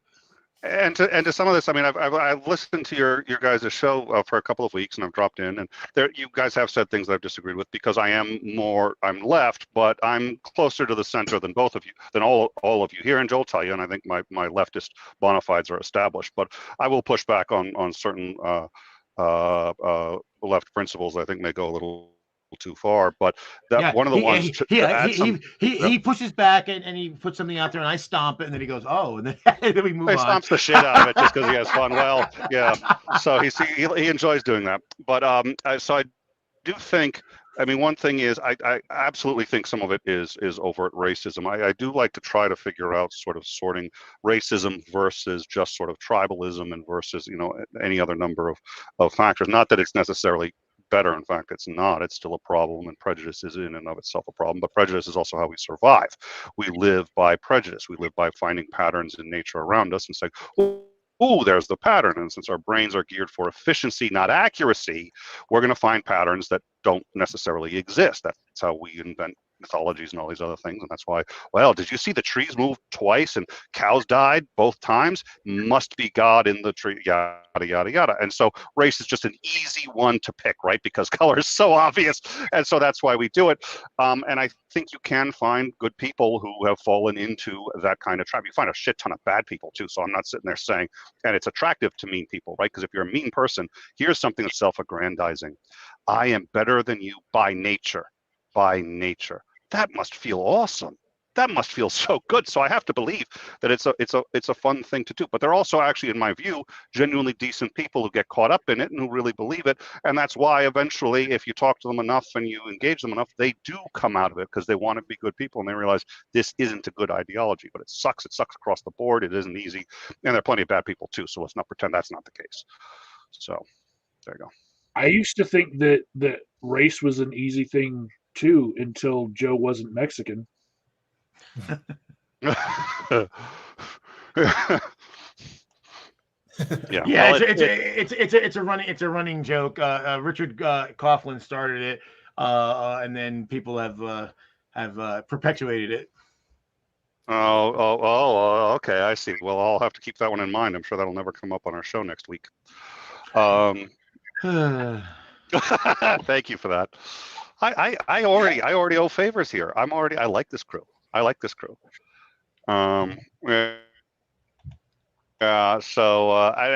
said this about quotas, and maybe we're all, when we talk about what we really mean by quotas.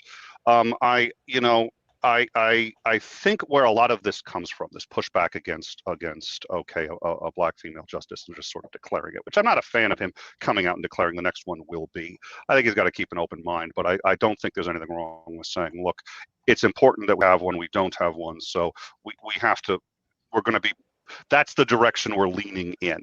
I think it would be hard to find someone that is so qualified that you would ignore the other elements, including life experiences and what a black woman would bring to the court. I find it hard to believe that you're going to find a white old dude who's going to exceed that. But I also am not convinced you should just outright say, this is where we're going to, because you never know what's going to happen. But I absolutely agree with the concept that this is important and that should be the direction going forward. I get that, and that makes a lot of sense to me. But I think if you're a conservative, what you see is, okay, the decision has already been made by fiat, and there's no exception. It doesn't matter how good a candidate that comes across. I think realistically, that's the thing. That's the part where they go too far, because they're assuming then, or you're just throwing up a warm body and you don't care about the candidate. And of course, that's horseshit.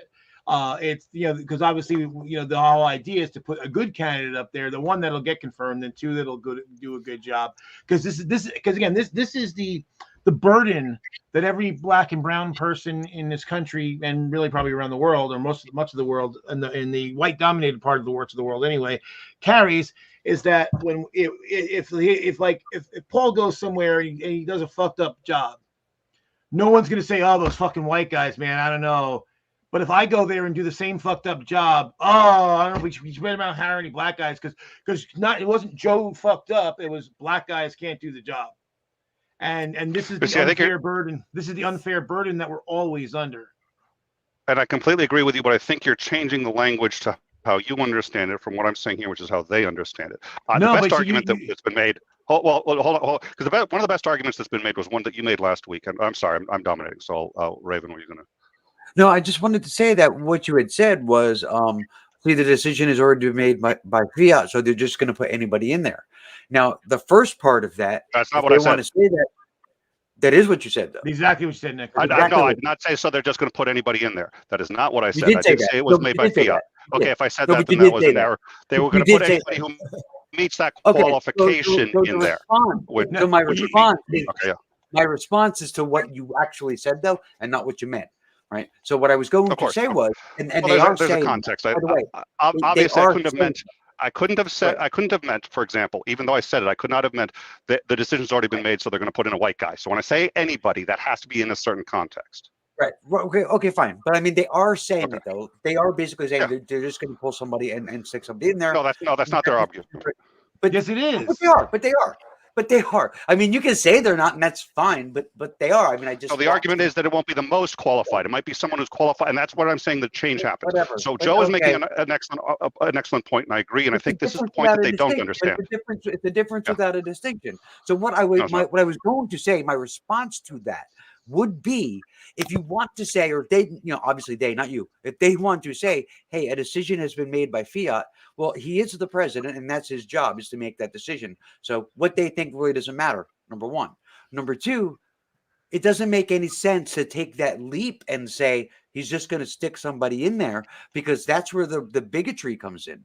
Of course they're going to think that. They're going to say that because they're racist and they're bigots. If it's going to be a black woman, well, then obviously it's going to be Cardi B.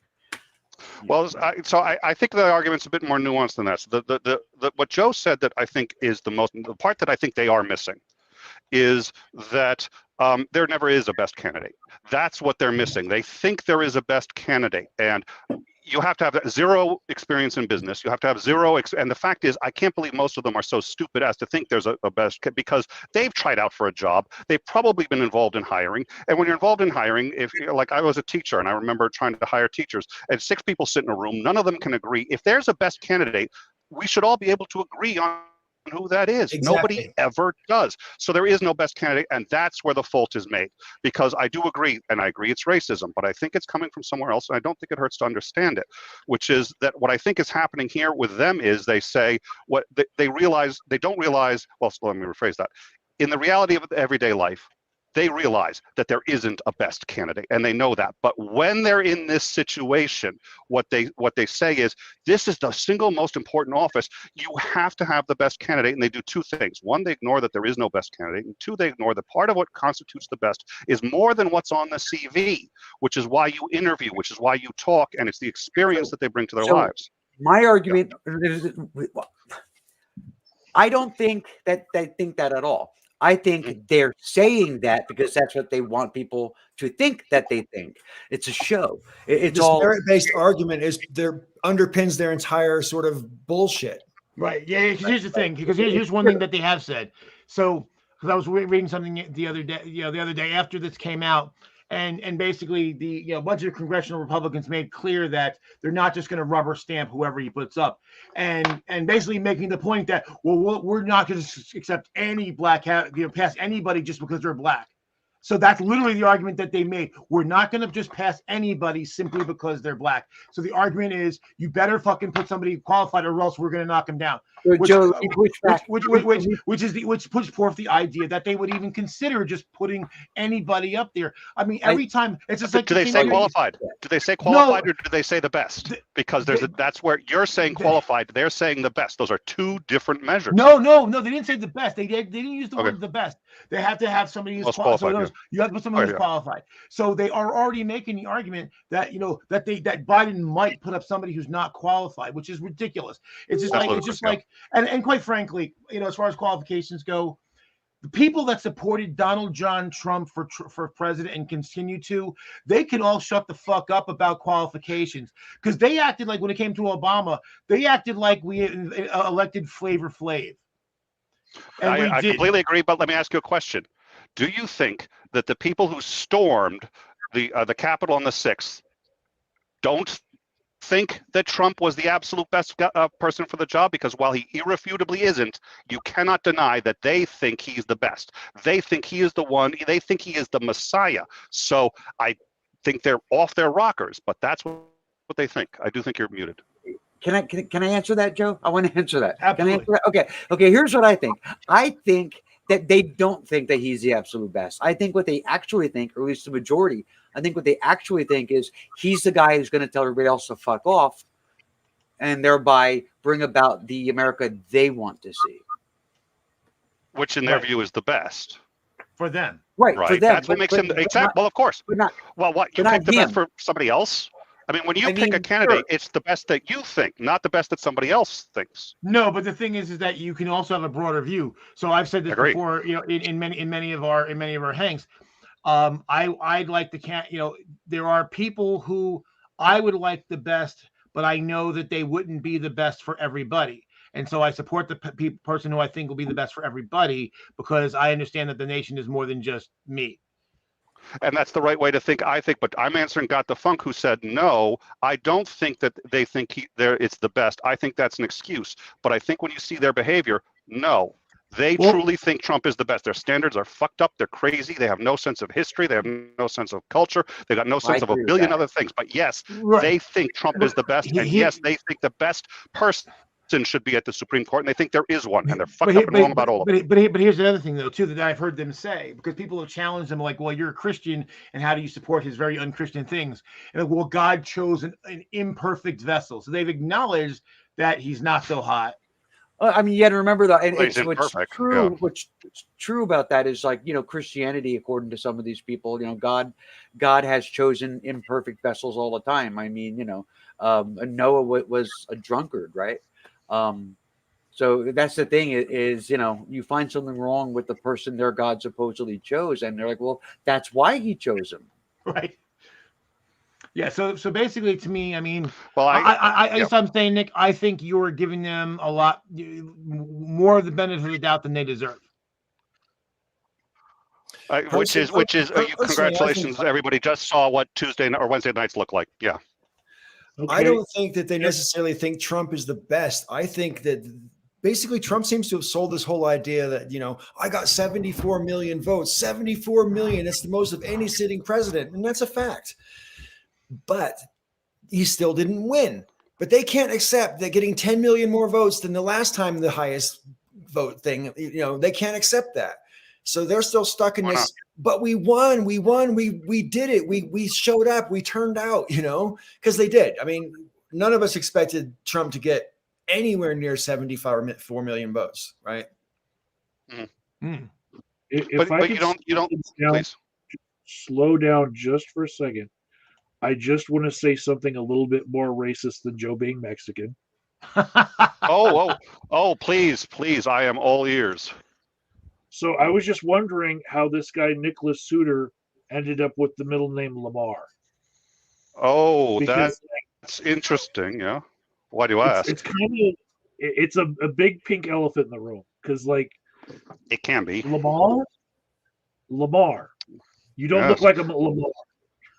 I probably don't talk like a Lamar either. My grandfather's name was Lamar Souter, so I was named after him. He founded the University of Medical Massachusetts University Hospital. It's a little ways down the way, so there's the Lamar Souter Library there. And in fact, if you look up Lamar Souter, you'll find all sorts of things. So I was named after him. He was named after a general. I've forgotten which one, but I do think it was a Southern general. We're all liberals, Massachusetts liberals, all of us, going back several generations. But it does have that history. Yeah. Jump in and say that I saw Michael's face, and I would say on his behalf that he is suitably impressed. I am.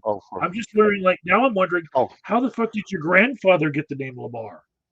Yeah, it was a general. I think it was a Civil War general, but he was a surgeon in Patton's army. Won 2 Silver Stars for the Battle of the Bulge, which was crazy. And when we talk about triage, we talk about that because he had to sit there. He was had been doing surgery for 48 hours straight in a garage. Shrapnel was coming in through, so they'd line up the bodies along the walls so that to try to stop the shrapnel coming through. And one of his buddies who had come in on a hand glider so they could get over German lines to crash land in Bastogne because they were out of ammo, out of food, and no doctors, and they needed them badly. So he is now in Bastogne, completely encircled by the German army. One of the guys who came in with him gets wounded by the shrapnel. They bring him in. He's got a 40% chance to live. 40% chance to live. He's got 2 kids.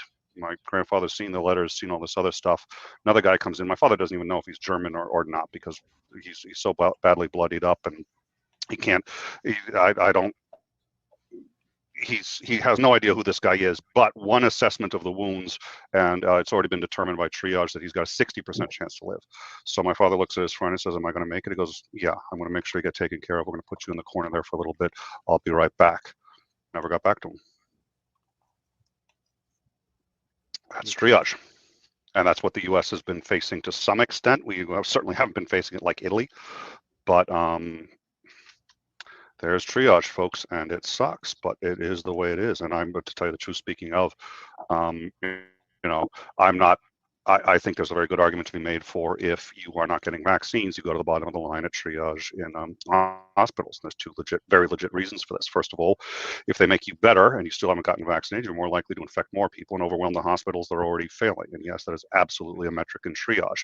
The second thing is, and this is not a metric in triage, but it is a metric in society, which is you're part of the problem and you're part of the reason why people are getting so sick. And if you are incapable of taking care of yourself to the point where you're exacerbating the problem, you need to go to the back of the line. And that may or may not be fair, but we're in triage, so guess what? You still should be treated absolutely to the fullest extent of any hospital that can treat you. I don't care what your views are, whether or not you're vaccinated. But if we have to choose, which we now do in numerous hospitals in this country, you're at the back of the line. And there's a reason.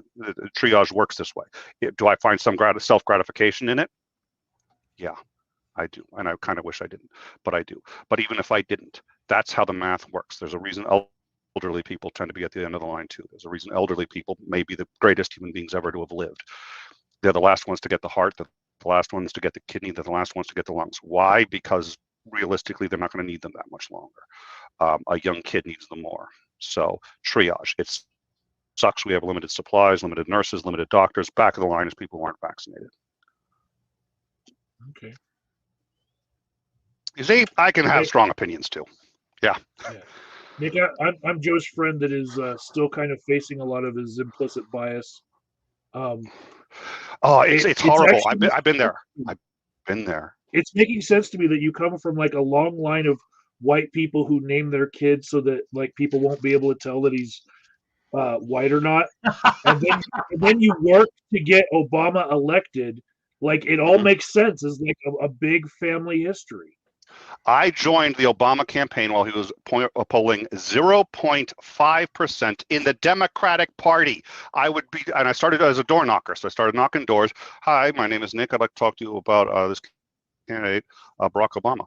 Obama who? Barack Obama? Who's Barack Obama? No, Barack Obama. Barack Obama. No, but Barack Obama.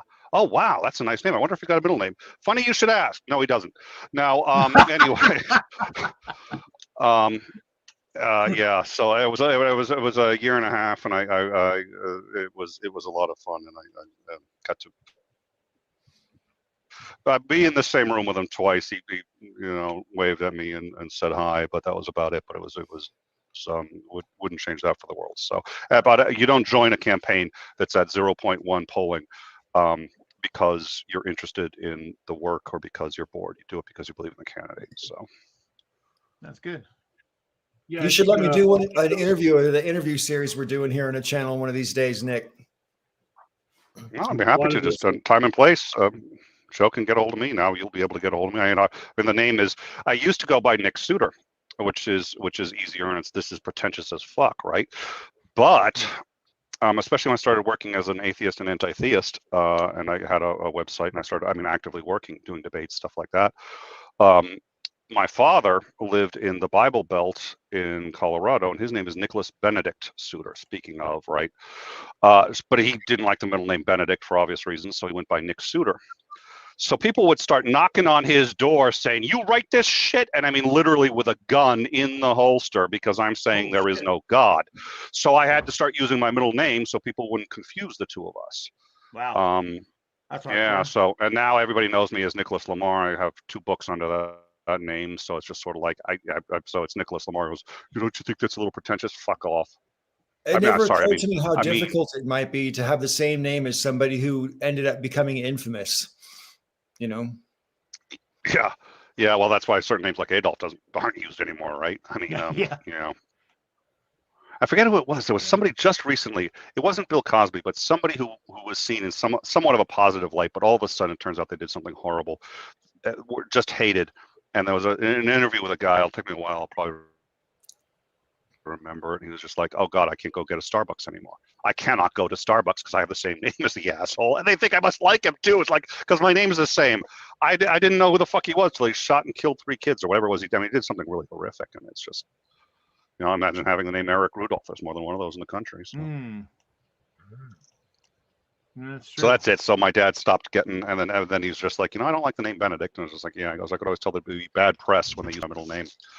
I was like, oh yeah, they're priming the pump. So it's just like, I think I may change it to Lamar. I said, you go right ahead and do that, but you're going to be Junior because I had the name first. Just my subtle way of saying I don't want to have somebody else with the exact same name. But he came close. It's like, you're Junior. I'm Nick Senior. You're Junior. You change your name to mine. I was there first, so you're stuck with it. That's funny.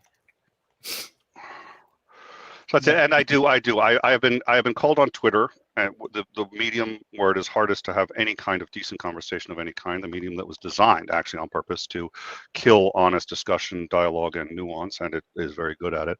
Unreasonably reasonable. And I've been called that since high school. Joe will tell you that my reasonableness is such that he wants to murder me anyway.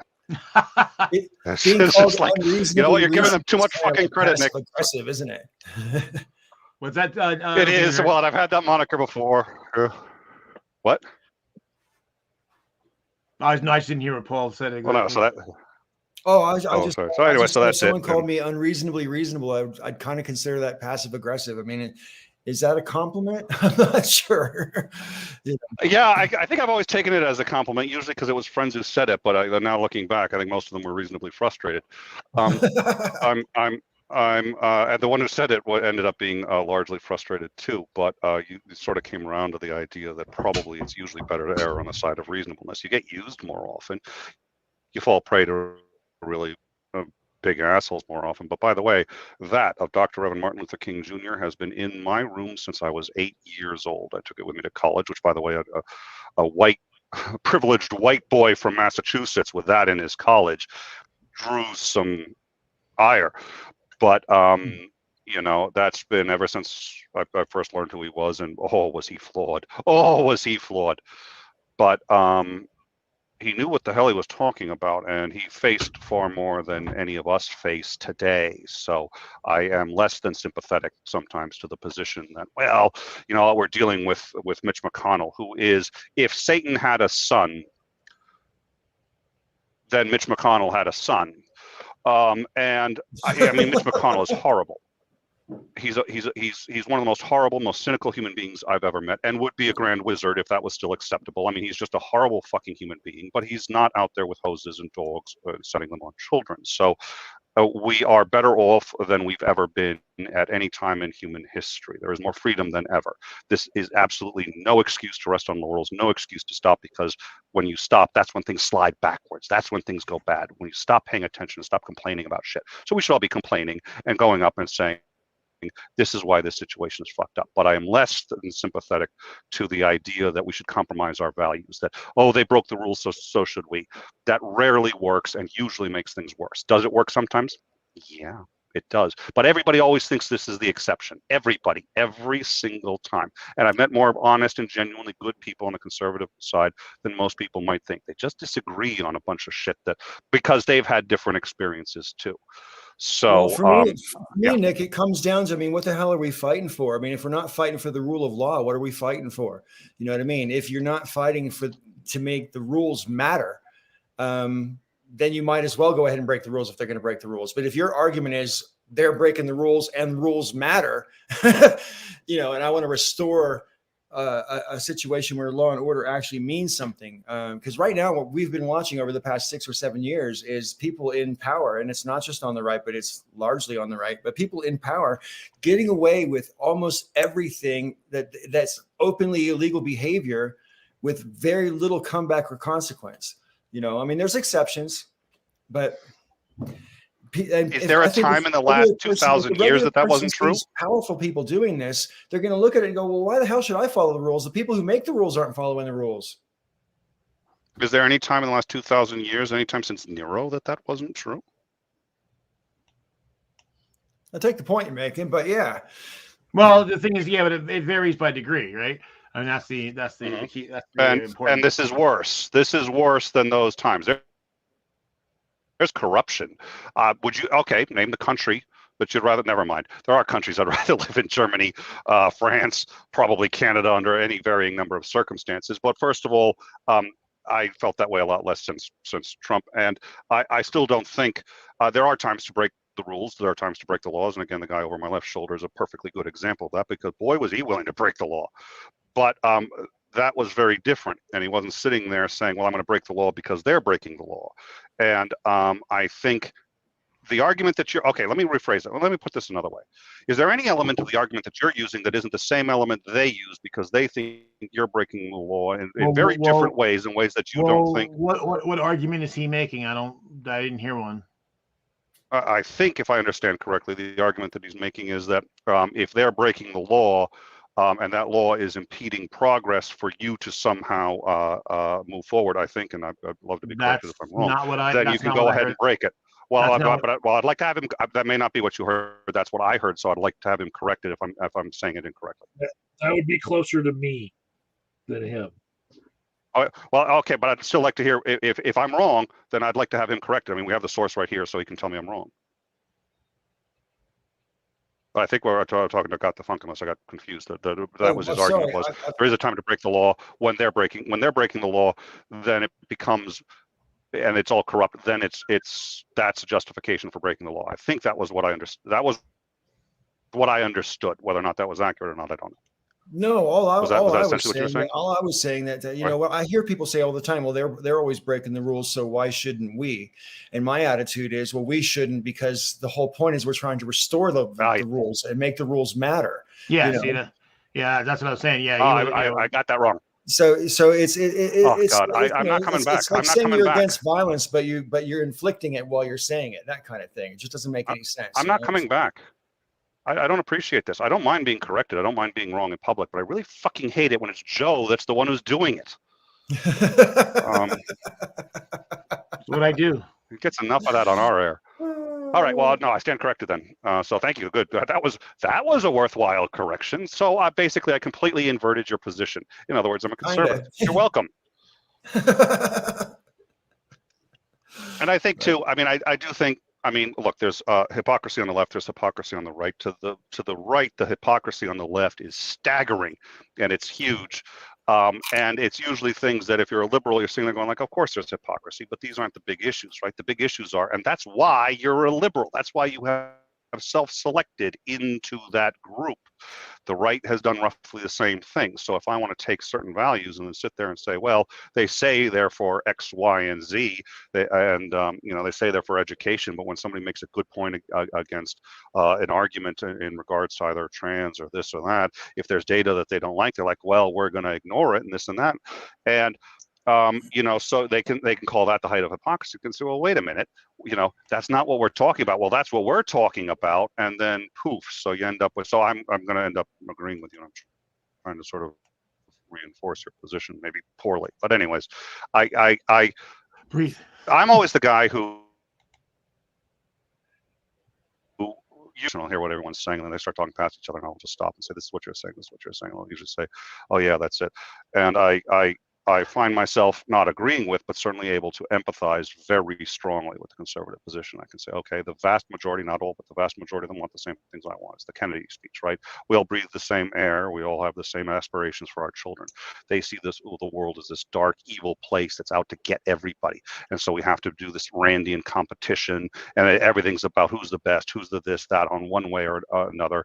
And tribalism is beautiful because it helps you survive that. And I'm sitting there going, no, there's a better model over here. And I know we can do it because how do you think we got where we are today?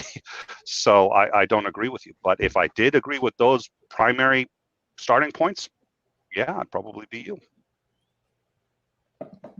Most of them, not all, not Mitch McConnell. He's just evil. And so there are a number of them, but those are the ones you see, right? Those aren't the ones that are just the everyday people south of the Bible Belt. So how do you think history is going to remember Mitch McConnell? Oh, Jesus. Remember who?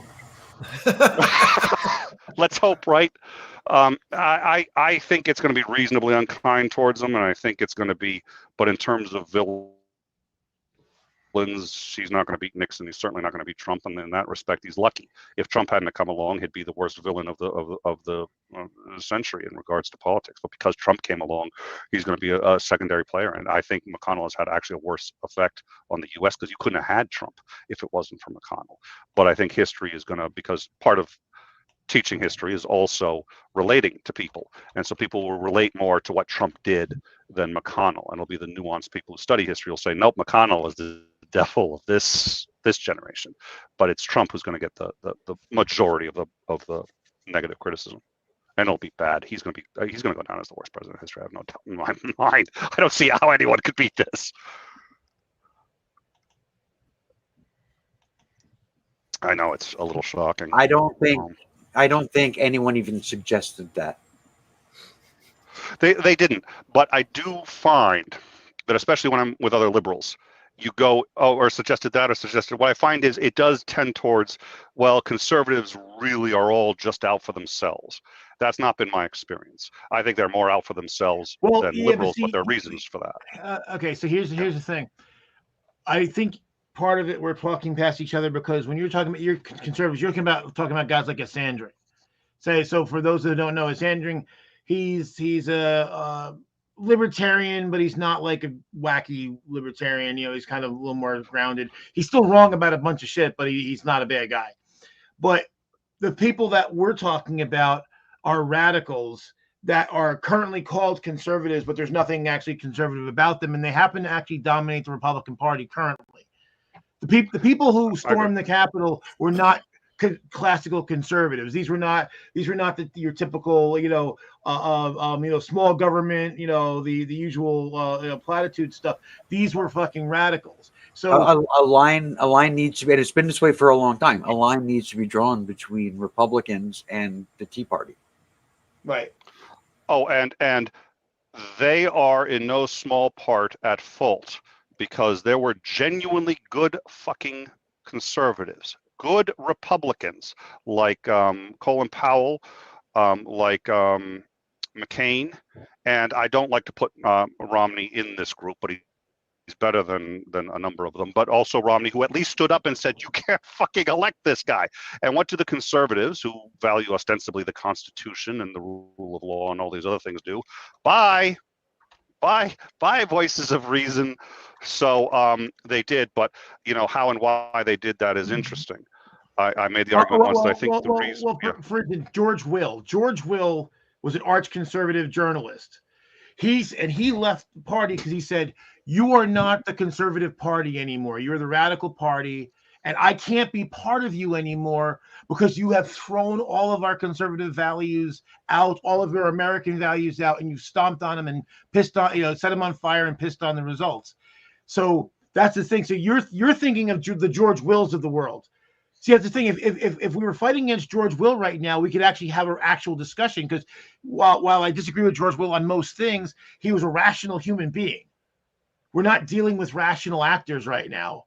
And so you're conflating two different groups of people, right? I think that's the difference right now. So we're not dealing with honest actors right now. I mean, I think they're rational, Joe. I just think they're lying on purpose, and they think we're too stupid to notice. Well, I'm talking about the rank and file. The rank and file people are the ones that are like, oh, Trump's the Messiah. They're not rational people. What do you think was Trump's biggest qualification in terms of the average Joe who voted for him, who can't possibly have thought he was just the average guy, because he shits on a golden throne, literally. He said shit like, hey, I'll pay your legal bills if you get in trouble for punching somebody. That was something that they liked. Oh, they did, but that wasn't. I think that was tied to his highest qualification, but I don't think that was. What was it that really got them to vote for him? Because I have a theory. They believed he was rich, and he was unfiltered. Yeah, and his unfiltering. And here's the thing that I think Trump did accidentally, but maybe on purpose, way back in 2015, was that I think he discovered pretty early on that if you say some stupid, outrageous shit, the press will have to cover you, right? And once you get that much light on you, you can try to manipulate yourself into the position of maintaining it by continuing to say outrageous shit. He opened up his campaign by saying he was going to deal with the problem at the border, blah, blah, blah, and called Mexicans rapists and criminals. Not long after that, he said he was going to ban all Muslims from entering America. That should have been a disqualifier in any other era. Oh, I agree. So why did that help him? So what? Why did that help him, do you think? Because I think the people who Trump appeals to, his brashness and his willingness to break established norms appeals to them. They don't care about the consequences of breaking those norms. They just like to see them broken because they've been waiting for someone to do it. I agree with you 85%, but I would put it a different way. His number one qualification: he pissed off liberals. That's all they cared about. They didn't care about the consequences. They didn't care about, and they didn't care whether he was lying or telling the truth. He pissed off liberals like nobody had ever done before. Well, I don't think that's different than what Paul said, though. No, well, it is, because the question is why? Why has that become their qualification? Why is it that when a guy comes up and says, I'm lying to you and you know it. I could shoot a guy and you know it. I'm doing all these things, but I piss off liberals. They get pissed at me because I say these things, do these things that nobody should be allowed to do, and that's what you like. So the question is, why was that the qualification to say, I'm going to throw out all my values and vote for Trump? Because that was what they were voting for. Because he said things that they would like to say themselves. That's the thing. They weren't throwing their values out. He matches their values because, again, they're not conservatives. This is what I keep trying to tell you. You're conflating conservatives and these people that voted for Trump who are not conservatives. Now, if you remember, because you remember most of the campaign, most of the mainline Republicans, most of the time were like, he's horrible. He's a scourge to the party. You can't elect him.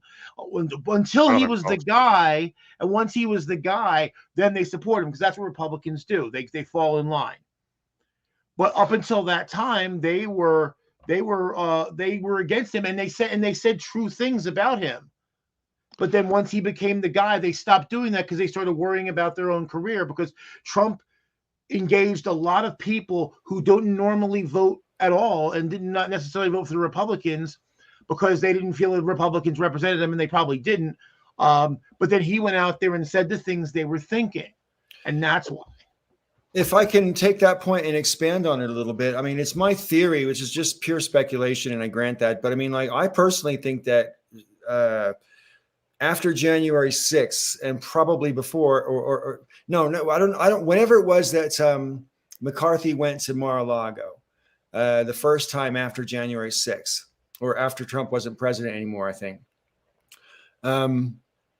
And something shifted, and I think Trump basically said, "Look, I'm going to create a America First party, and it'll, I'm going to take all my voters with me."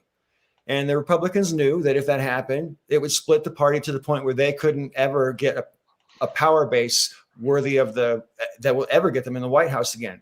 So he's like, basically, I'm either going to wreck the party or take it over. Which one do you want? And so I think they just opted for the takeover. So this is going to be, and I'm going to have to go in probably about 2 minutes, and I'll keep my answer less than that so that you guys can reply. But this is what I think. What I think is that for the average voter who voted for him, and let's take one who were, just for the sake of argument, was not racist, but there were certainly plenty that were and found that appealing and all that other stuff. I think for the average voter who voted for them, what they felt was that for the last 8 years, they have been told the country is going to be run the way they like it, the way it's going to be run, whether they like it or not. You're going to get Obamacare, whether you like it or not. And it was explained poorly, and I think it was the best thing we could do. But rather than take the time, which would have maybe cost us the ability to pass it, so I'm not saying what we did was wrong, but to them, rather than take the time to explain it, Medicare for all, to explain in a way that they can get it, and explain in a way where we're sitting there, we said, no, you're stupid. And this is what we said in one way or another. This is what we said. You're stupid, and we are going to pull your asses out of the white ghetto, the white gutter, whether you like it or not. We are going to make you smart. We're going to make you educated. We're going to make you more like us. And we don't care what you think. That's what they heard. And I think to some extent, that's what we were saying. And I think they felt disenfranchised. I think they felt like, in the same way that they'll call me un-American because of whatever. I'm anti-patriotic and can't possibly love this country because I don't have their values. Well, they're full of shit. But we say you're racist because you do this, this, and this, and you're stupid, and you're uneducated. And I think they had so much of that their hatred for us exceeded the love for their own values, the love for anything else. And they said, you know what? I'm pissed. I'm angry. I'm not going to take it anymore. The network thing, Patty Chayefsky. And that's what caused Trump. And so we can do a couple of different things. We can sit there and say, well, this just proves that we're right, which is a perfectly valid perspective. Or you can say, we need to try to find ways to not let it get to that level of hate, and we can't allow ourselves to get there. But certainly, we have to try to keep them from. But they're already there. That's the whole thing that you're missing. They're already there. I'm not missing that. That's how he got there. Yeah. They stormed the Capitol and were looking to capture or kill members of Congress. See, this is the thing. Yeah. We're not going to hold hands and sing Kumbaya. This is not going to happen. Well, again, I don't think it's as bad as it was for King, and I think if he was able to do it, I think there's a solution, and I think you're right. They're there. That's how he was elected, so obviously they're there. The question is, what do we do now? Well, we had two functioning parties back then, and we don't anymore. No, we don't. But I don't think that that's a deal breaker. I do think that this country will not survive on only two parties. We have to get a third party, or this country will fail. But that's still a short ways away, at least. But yeah, I'm gonna have to go in a minute. So I think anyone else wants to say. We need two viable political parties that are actually both on the same side. I'm going to throw this across the room. You need three. What's that? Sorry. You need three. Two won't do it. You have to have three or more. So I'll just say that I agree with something that Nick is saying, in that I think what put Trump over the threshold was actually this group of people that were more concerned with seeing liberal tears online. I think that there was this massive voter block that were like, oh, if we get this guy in, lulls for everyone. They're always on 4chan. They're just fucking trolls, and they wanted to see the world burn for a while so that they could see us all cry because they get off on it. There is a certain element that just put Trump over in certain areas where maybe he would have lost one of those states without them. These are just those that really enjoy seeing people suffer online. What I find most remarkable is that people that turned out for Trump in 2020 lived through the previous 4 years of Trump, and I still can't. I mean, honestly, I just can't get my head around the fact that I mean, even I was living across the pond, as y'all know, at the time. And even for me, it was keeping me awake at night thinking, oh my God, what's going to happen next? I can't imagine what it was like living here, honestly. It was not fun, and we honestly talked about moving to Canada. I mean, honestly, we got our passports in part just for that reason. We had them renewed. The girls got theirs. Why'd the girls get their passports? It happened 2 months after Trump was elected, so... Which is good for the country, right? The smartest people all want to bail. France knew what they were doing. They're like, free moving. We will move you. We will pay like 2 years' salary. You come here if you're a scientist, if you're this and that. I was like, ooh, they know what they're doing. Listen, everybody, gentlemen, lady, you've been spectacularly polite and patient. So thank you, because I was definitely dominating a bit and a little wired, too much caffeine. I'm going to be up another 8 hours minimum. It's already 10 p.m. here, but thank you all very much, and thank you for the invite. So if you want to do the interview, want to do anything else, I'd love to come back. Joe, good to see you as always. Hey, are we still live? Yeah. Joe, man, why did you drag? Hey, Joe's just a pain in the ass. I will never say a nice thing about him on anything that's recorded media that can be played back later and used against me in a court of law. Joe, good to see you. We're going to get together and hook up real soon after this blizzard, but thank you all very much, and we'll catch up with you later. All right, take care, Nick. See you. Raven, that was funny. I mean, I'm okay with calling you female, but he called you a lady. Not true. That's not a lady. That's my wife. No. That's pretty funny. So I have a little surprise treat for you all, which is another thing I want to share and discuss. But this one's considerably more watchable and pleasant, even though it is, a little bit long. This is a video I made. Hang on. Why isn't it working? Open. Yeah. I don't know. Hang on. It should be coming. Good afternoon, everyone. How the fuck are you guys doing? I'm doing pretty goddamn good. Darahan? Just wanted to do a quick video tonight. I wanted to babble a little bit, and there's no one else around to tell, so I figure I'll share the story with the 2,400 or so people who are goodly enough to listen to me babble on the fucking internet. I wanted to do this video today because something has happened on YouTube, and it's kind of in the process of happening right now on YouTube, and I've been watching this go on, and it's finally gotten to the point for me where I'm like, how come nobody else sees this for what the fuck it is? It is that sort of elitism, that sort of smugness, that attitude, which I have to tell you, I don't really see a lot of. Not completely, right? I don't really think that the majority of the atheists here on YouTube, that at least the ones I associate with and chat with regularly, I don't think they actually believe they are better than you because they're atheists and you're not. I think they believe that they're right and you're not. They don't understand how a loving God could let bad things happen to good people. Yeah, now you asked Hayes, are you feeling me? Or whatever, and he said, no, that's not my problem. But that is my problem. That is my problem. I have what you call this problem of evil. I've got it. I've got a big fucking problem with it. Now you say to Hayes, you go, well, cite in the Bible where God says life is going to be easy, everything's going to be hunky-dory, bad things are never going to happen, and on and on and on. And you're right about that. You're right. There is no verse in the Bible where God says that. As a matter of fact, the God character in the Old Testament especially is written like a whiny fucking tyrant. God is a dangerous idea. It always has been. It doesn't matter if your God is Allah. It doesn't matter if your God is Yahweh. The idea of God is a dangerous fucking ideology. The theists on YouTube have slowly, they're doing their best, and this is what they wanted, tried to turn atheism into an assertion and an answer. I don't want to be included in your fantasy. Why can't you understand that? That's what I think your God is.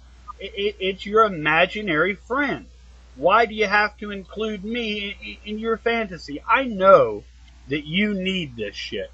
I know that without the religion, without the God, without the faith and the prayers, that you couldn't make it through a fucking day of your life. You'd go absolutely fucking ape shit. You'd go nuts. And I appreciate that. And I'm glad you found something that makes you fucking happy. Alright? But can't you just acknowledge that I don't think your God is real? Yeah, I'm sure there's like a whole lot of people on YouTube that are being fucked with that happen to be atheists and happen to be bitching about their channels being suspended. But simply because they are atheists doesn't mean that their atheism is linked to the reason that they're pissed off. Like, if I'm an atheist and I'm in line at the ice cream truck and somebody kicks me in the balls and steals my bomb pop, I'm still going to be mad about the fact that I don't have a bomb pop anymore. Now, I might be an atheist without a bomb pop, but I still don't have my bomb pop. And that's what's pissing me off. I really want my popsicle.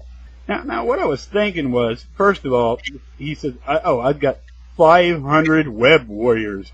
500 web warriors. Suck my dick. You can't even get 5 fucking views. You could barely get 5 views on a video. You have 22 people in your friends list, and you got over 500 web warriors working for you. Suck my dick. You don't have shit. You're an asshole. Alright? What you have is about 500 fucking sock accounts, and you're actually so fucking miserable and depressed that you're gonna take time out of your fucking day to create sock accounts to flag someone's videos for no other reason than I don't like you. And this is just bullshit. This is just you blowing smoke up everyone's ass. Now, I do want to make it clear to you, Vaughn, and to everyone else watching that you do know me, Von Helton, you do. About as well as we can know someone online, right? You know that I'm not just some troll. I'm known. I make a lot of videos. I make my opinions known. I have an identity here on YouTube. Well, just tonight, I go outside to take out the garbage, and I look up, and there's the web, and our little artist, the one responsible for this little creation, is posted right there in the middle of the web. And I remember looking up a few hours ago, and I look at the web, and it's empty. He's captured nothing. Now, perhaps the little motherfucker had something to eat when I wasn't paying attention, but for some reason tonight that really upset me. You know, that this spider had put in this fucking effort to construct this web. It served a purpose. It's there for a reason, and the web was not functioning. And I turn around, I go to walk through my front door, and I notice that my porch light's on, and that all of these insects that are attracted to the light are just slapping themselves up against the light. Just mindlessly beating the shit out of themselves to get closer to this bright light. And it hit me. This light is cheating the fucking spider out of its dinner. I grab this, I take it outside, I turn off my porch light, and I turn on this light and hold it for about a solid 2 minutes in front of the spider web. And I just wait, and sure enough, here come these fucking dumbass insects, and they start to fly directly into the fucking spider web. and this little bastard goes apeshit. And I remember I went inside and I felt sort of victorious, because this spider had created something for a purpose. It put in an effort to create this trap, and I had sort of paid it some sort of respect in some odd fucking way. And that's a weird thing to do. I mean, I'm a grown-ass man, and I'm standing in front of a fucking spider web with a flashlight trying to watch bugs fly into the web, but then something occurred to me. I did that shit for a reason, because it matters to me that this web serves its function, and I don't know why. Like I said before, I felt like the spider had been fucking cheated out of the reward, the fruits of its labor, what it deserved, rightfully, for putting in the effort that it had to construct this perfect web, this perfect, brilliant trap. It's a very dangerous way to communicate. That's a very stupid thing to say. Facebook didn't ruin your marriage, right? Facebook didn't sleep with your wife. McDonald's did not force feed you cheeseburgers, and Big Tobacco did not inject you with cancer. That's not what happened. See, what happened is you were irresponsible. You ate the cheeseburger. You were irresponsible. You smoked the cigarettes. You didn't give a shit enough about your spouse to not flirt with someone else over the internet. It's your fucking fault. There's God, and then there's everything else. That's it. This, ladies and gentlemen, is a dangerous way to think. I don't give a fuck if you're a Christian, a Muslim. Anytime you hold a deity above everything else, that's a dangerous way to view the world. To prove it, let me ask you, my good Christian and Muslim friends out there, for the Christians, in your estimation, in your opinion, what is greater than God? Get back to me with that. Muslims, in your estimation, what is greater to you? What is better than Allah? What is greater? Get at me with that. Fake Sagan, the smooth terrorist, whatever, I think it's the smooth terrorist now, said that riots for us anarchists, you love it when people do that, they get to talk for you, us anarchists are like Halloween. They're like Christmas morning. They're the greatest fucking thing ever. We love to see that kind of shit. And I wanted to respond back then, but didn't have the equipment to, nor the patience, honestly, but I guess I'll comment on this now while I'm on the subject. If you self-identify as an anarchist, you need to understand what the fuck you are saying. You're saying that you believe in something. You believe in certain ideas. You believe in liberty. Liberty matters to you. You need to understand that that is what you are saying. And you don't get to fuck with somebody else's liberty for the sake of it. During this whole controversy, people are really starting to lose sight that Christians still suck ass. They still suck. Don't forget it. Don't be suckered in by like this idea that one religion is far more dangerous than the other. That's not the case. Yeah, and Tommy from the Bronx is an authentic Italian. My ass. He's an authentic Italian like a goddamn Pizza Hut. Like a fucking 99-cent frozen spaghetti dinner that you get at the supermarket. That's how authentic Italian fucking Tommy from the Bronx is. And he's dumb, too. I mean, Tommy is really fucking dumb. We all know it. But I'm going to tell you a true story. True goddamn Tommy from the Bronx story. Back in the day, I was fucking talking shit about Tommy, and he's a big guy, and it pissed him off. So naturally, the idiot that he is, he resorts to violence, tracks me down, finds me, fucking walks over to me, and he's fucking puffing out his chest at me, and he goes, hey, Sarah, I heard you running your fucking mouth. You want to say something now? I fucking threw a Rubik's Cube at him, and he fucking curled up into a ball and started crying. It occurred to me why I do what I do here on YouTube. I want people to notice this fucking web. The only problem is what I failed to see before when I was holding this light in front of the web is that the victims of my little trap, they didn't notice the web, they noticed the light. They didn't give a fuck that there was a web there. They didn't appreciate it the same way the spider did. They didn't appreciate it the same way that I did. They just flew towards the fucking light because there was a light there. And that's all that mattered to them. What I'm trying to say by sharing this little story with you guys is that I guess I'm fucking tired of what I do here on YouTube. Because I have this drive, this sort of ambition. It's the reason that I'm here. A lot of people say that everyone's here for subscribers and this sort of shit. Yeah, I mean, we want people to hear us. But some of us have more important reasons for being. I was here when I first started making videos to try to get through to people. I wanted people to notice the goddamn spider web. But after debating people like, or arguing with people, I should say, like Yoka and Jesus Freak and Venom Fang X and Gear Up, they don't see the fucking web. They don't want to see the web. They're just flying towards the goddamn light.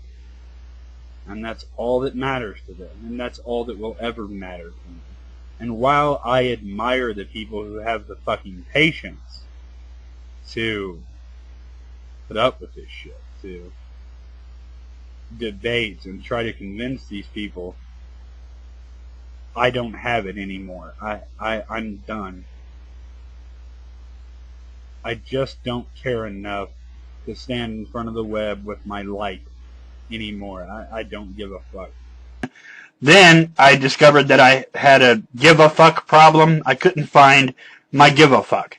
I didn't remember where I left it, and I lost it. I didn't want to make videos, okay? I lost interest. But, lucky for us all, today, I have nothing else to do, no one around to fuck with me, so I've decided to make a video.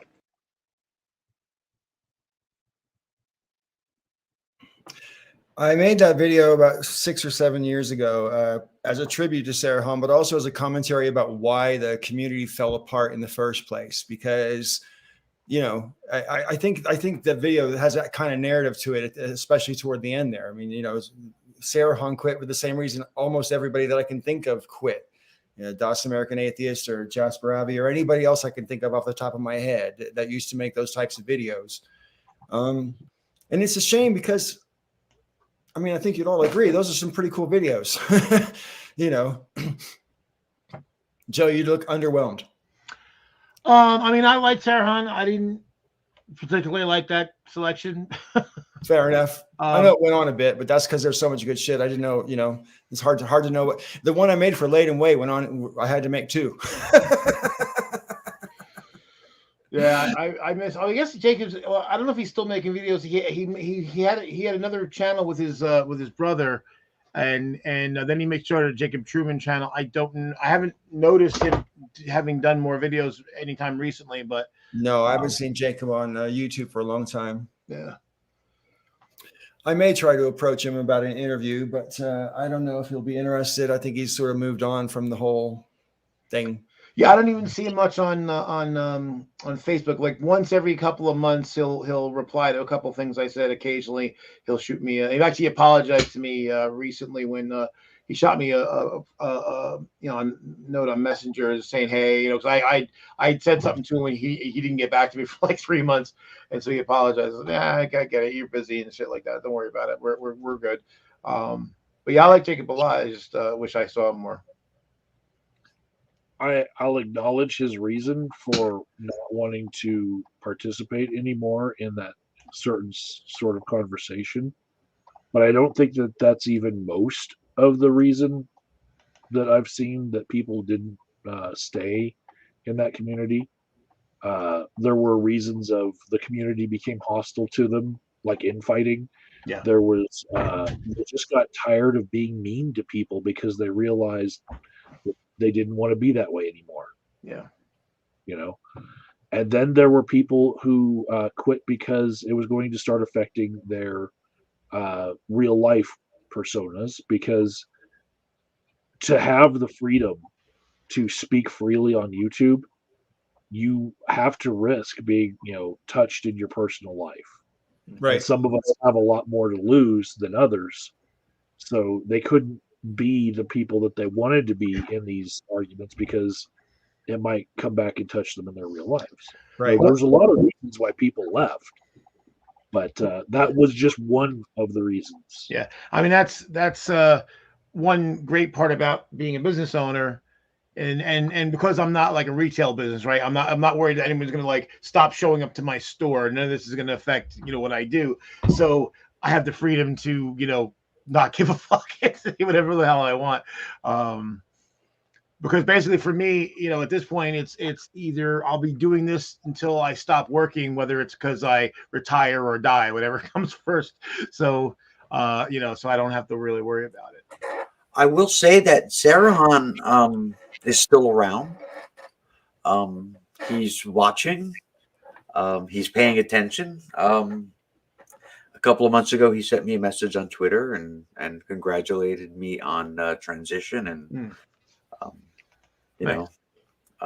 Made me promise not to tell anybody what his screen name was. But yeah, he's still around. I miss him like crazy. Yeah. I used to get on because when I would broadcast, when I used to do shows like every other night, I would end up staying up for hours and hours and hours just yelling at Sarahan. We would yell at each other. We would yell at each other to the point where both of our mics would like stop working and stuff. And we could end the show and still be like, "Hey, love you, man." I miss that. Yeah. Actually, I'm glad you said that, because one of the things came up today on Black Culture Geeks is that, because I was saying that, I really appreciate that I'm not part of their multi-world entertainment thing, but I they have me on as a part-time, person, and that I really appreciate what they've done, because it's really easy for anybody in a bad situation to just say, well, I can't get ahead because I'm in a bad situation. But some people are able to, succeed in spite of it, kind of muster their resources together and get a group of people to work. And so I was like, you guys have done so well. I was really, proud to be associated with them.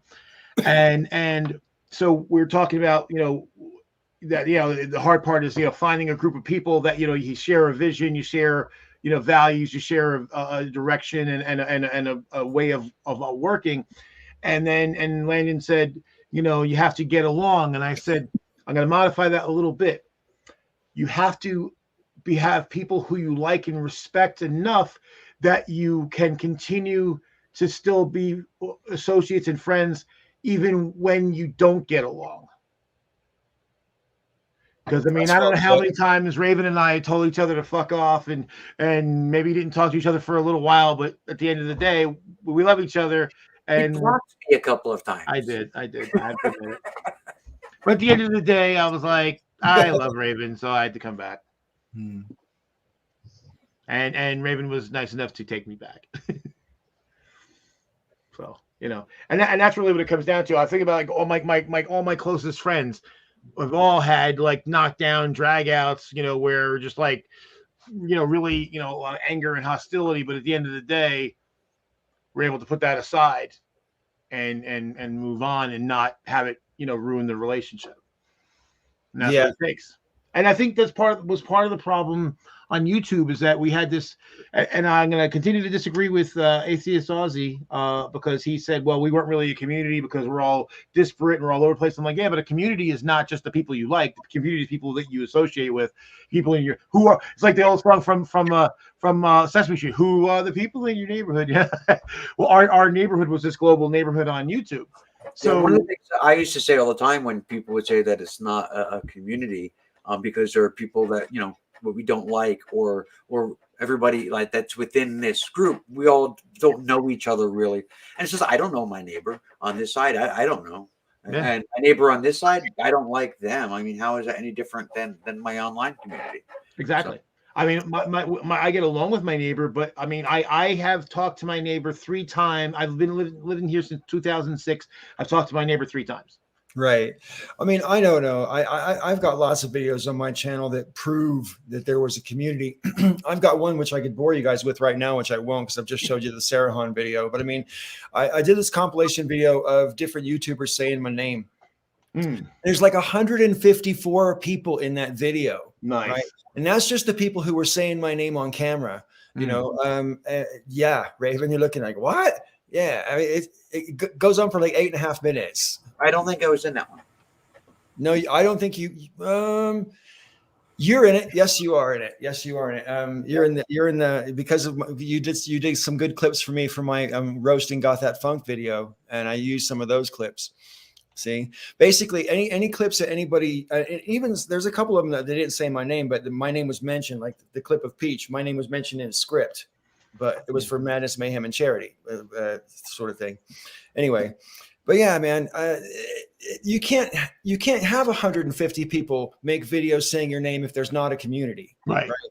So exactly, and so that's the thing. And so what ended up happening is that, unfortunately, there were enough differences within the community that we reached that point where people couldn't like not get along to the point of, you know, falling apart, you know, that they didn't like and respect each other enough that they could, you know, get past not getting along all the time.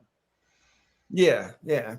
I mean, all three of you guys are in that movie, by the way, and like everybody's in that video. Everybody is in that video. Everybody that you know on YouTube, you know, it's like it really is like the old school. Yeah. You know, when you look at it.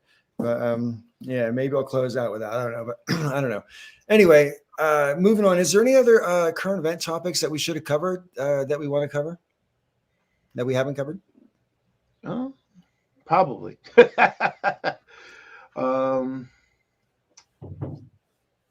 I mean, we've kind of, there's nothing new going on with Ukraine, so there's really not a lot to talk about there. Well, I do. The only thing about that I will say, right, is I'm sure you've seen reporting about how, you know, they don't really seem to be as worried about it, not just in Ukraine, but over in that region in general.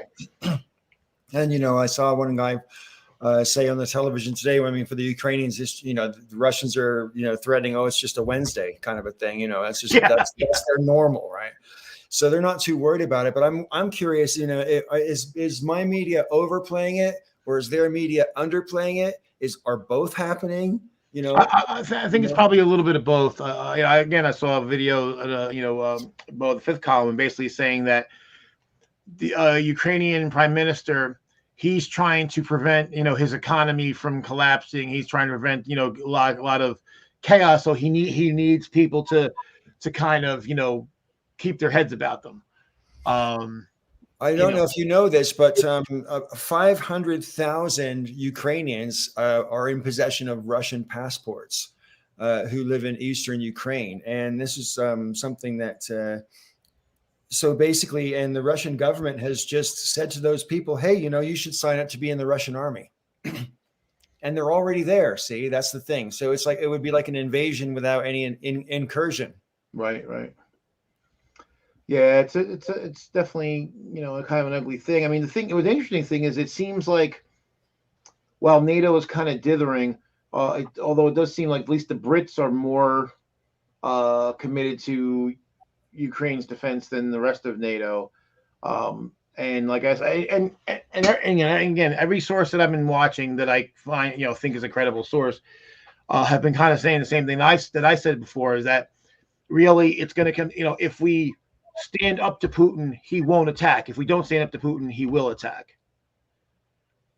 And so basically, as long as we show an actual willingness to commit to defending Ukraine, he doesn't want a straight up war with the United States and the rest of NATO. No, I don't think anybody wants a hot war. Really. No. So and yes, so standing up to him, is it risky? You know, yeah, because there's not an absolute certainty that he would back down, but the likelihood is very high that he would back down. But because we dither over it, we're basically emboldening him. Well, I don't know. I mean, it seems to me it's a bit of a dick waving contest, and the problem is, you don't mass 100,000 and plus whatever troops he's got, massed along various different parts of the Ukrainian border. If you don't just do that for kicks, right? No. It's almost as if you have to do something to save face. Well, the thing is that, like I said, if well, right. I mean, yeah. Although the what he has to do doesn't necessarily have to be an invasion. He just has to be able to take some political capital out of it.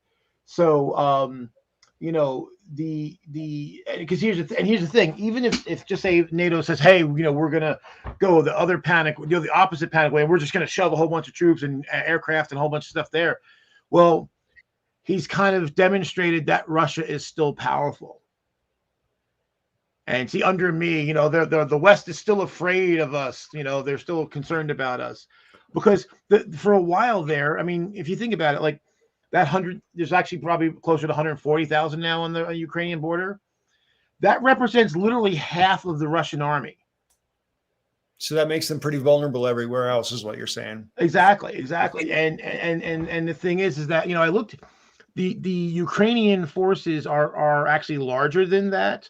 The downside they have, for one, they've got, we know that there's special ops going on, in place to do stuff, and they're lacking in air power. But this isn't a game of risk, right? I mean, this is the real world. People are gonna die if the shit comes down. Right? Yeah, right. And that's my thing. The thing that will, in my view, make it least likely that people will die is to actually have a show of force and say, no, don't cross this line.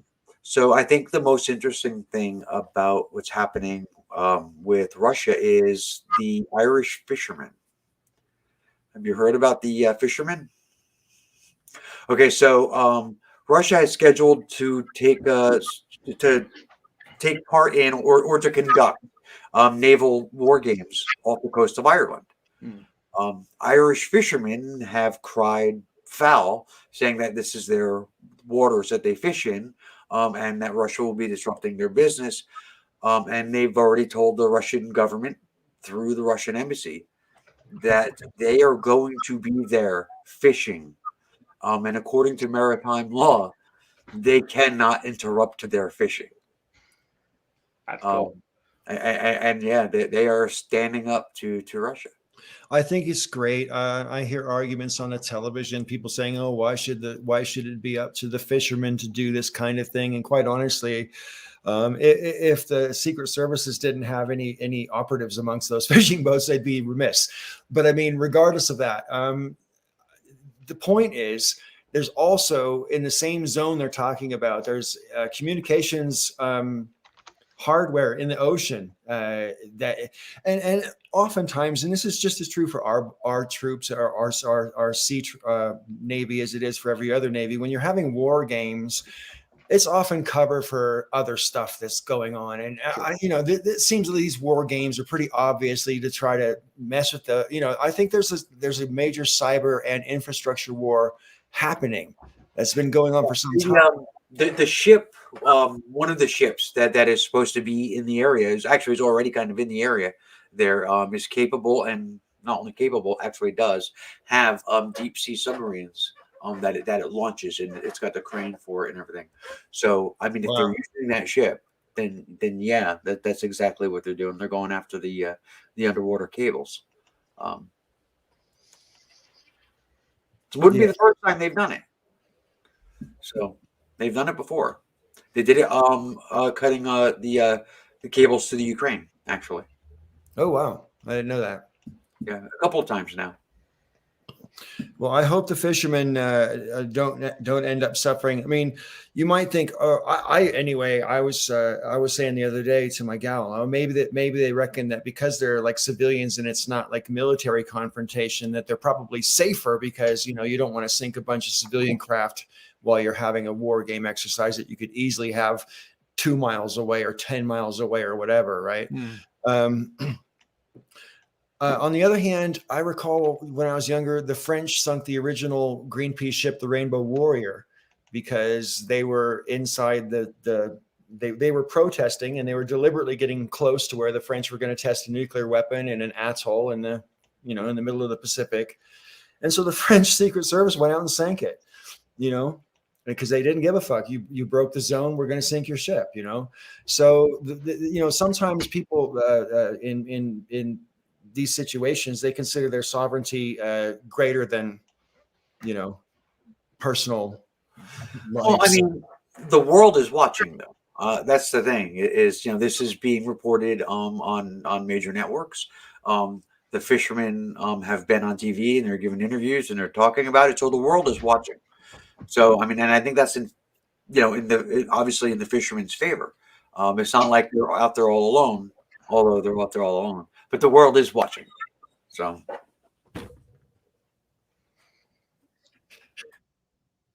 Indeed. Hey, Michael, do you follow like the Groyper movement at all? No, I don't. Is that for your own sanity? Because I know sometimes you do sort of try to keep abreast of what's going on in the crazy world. Yeah, but that one I just decided to take a respite. Fair enough. What the hell is Groyper? Oh, it's basically a white supremacist group that's it's not an official group, but it kind of is, and blah blah blah. And they're just a bunch of internet trolls and assholes and racists, Joe. To be honest, I mean they're nothing special, but the fact is that they seem to be gaining traction in the underworld, and that's just just one more worry pill to swallow. You know what I mean? So there's this thing where like every time you lift up a rock and you find where they've all started to hide, they scatter and they find a new place to hide. Like vermin. Like vermin, but was there any point to deplatforming them on Parler? Had they gotten so big that we couldn't just keep them there contained with their own hatred, circulating back and forth? I don't know, because they just found other places to go. Then they went from there to Telegram, then they got other places to go, and it never seems to put a stop to it. It does. Yeah, but it's not. We're being deplatformed. We're being victimized. Yeah, but deplatforming, the whole purpose isn't that you're going to stop what they're doing. The whole point is that you're trying to protect the people that they're going after on those platforms. That's why. Okay. Because I mean, ultimately, they'll just go somewhere else. But well, that's the idea. Go somewhere else. Be there and not here, so that people who are not scumbags can be. Yeah, what ends up happening, I mean, Kazum's talked about this, and he spends some time looking at it. He's, because there's nobody to push back, the venom just gets worse and worse and worse. It has this sort of spiral out of control effect. And that's just that's an interesting thing, because people are always trying to, talk bigger than the other guy, and the mentality of the people we're talking about anyway, I should say, these people really think that they're the cool people who've got it all figured out, and that we're idiots and slaves. We're mental slaves. That's what they think, yeah.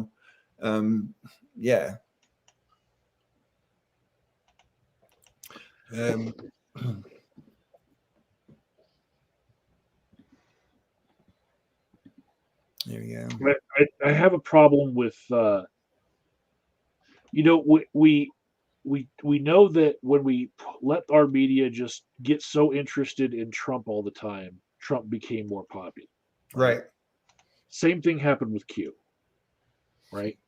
And so if we're spending more time being interested in the fringe politics of the Groypers, then are we just creating the next Q? Possibly. Are we creating the next Parler? Are we creating the next? What were those guys that wore the Hawaiian shirts? Oh, the Tiki Torch guys. Yeah, you know what I'm talking about, right? Yeah, the guys from Charlottesville. Are we creating the next Proud Boys if we start talking about Groypers? Where right now there are a handful of people, Well, once upon a time, the press didn't even report things when it was just a handful of people. You know, last year and the year before, especially, you'd get sometimes you get these right-wing protests with like 25 people, but it would be getting national coverage on the television. I'm like, what the fuck is going on here? There's like 25 people with flags who are angry. Why is that getting national coverage? That's not a story, you know? Oh, because the media is hoping for confrontation. But to the point Michael was making, I mean, and they knew this when I was a kid because I remember talking about this in sixth fucking grade, right? About how you know, go ahead and let the Nazis march, but don't publish it. You know, don't politicize it. Don't. Yeah, but they don't give a shit on the front page. You know, the media doesn't care. The media doesn't care if what they're doing adds fuel to the fire. They probably actually prefer that because it gives them something else to talk about and take pictures of and to profit off of. How do we solve that? Can we solve that? Well, I think it's return to the fairness doctrine. Well, the part of the problem is that, you know, as long as we partake in the crap that they do, then they feel justified in whatever they do, right? So that's what their thing is. They're like, well, if people didn't want it, our ratings wouldn't be so good. So, you know, like my way to do it, you know, the only thing I can really do is I'm not contributing to their ratings in any way. Yeah, I mean, the problem with ratings, and this is the same for YouTube videos, the up and down thumb thing. I mean, negative ratings, positive ratings are still ratings as far as the people.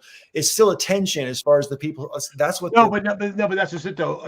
See, the thing is, a negative rating from my perspective, I'm not watching. I'm not a viewer, so I got you. So they don't. So I don't increase their numbers.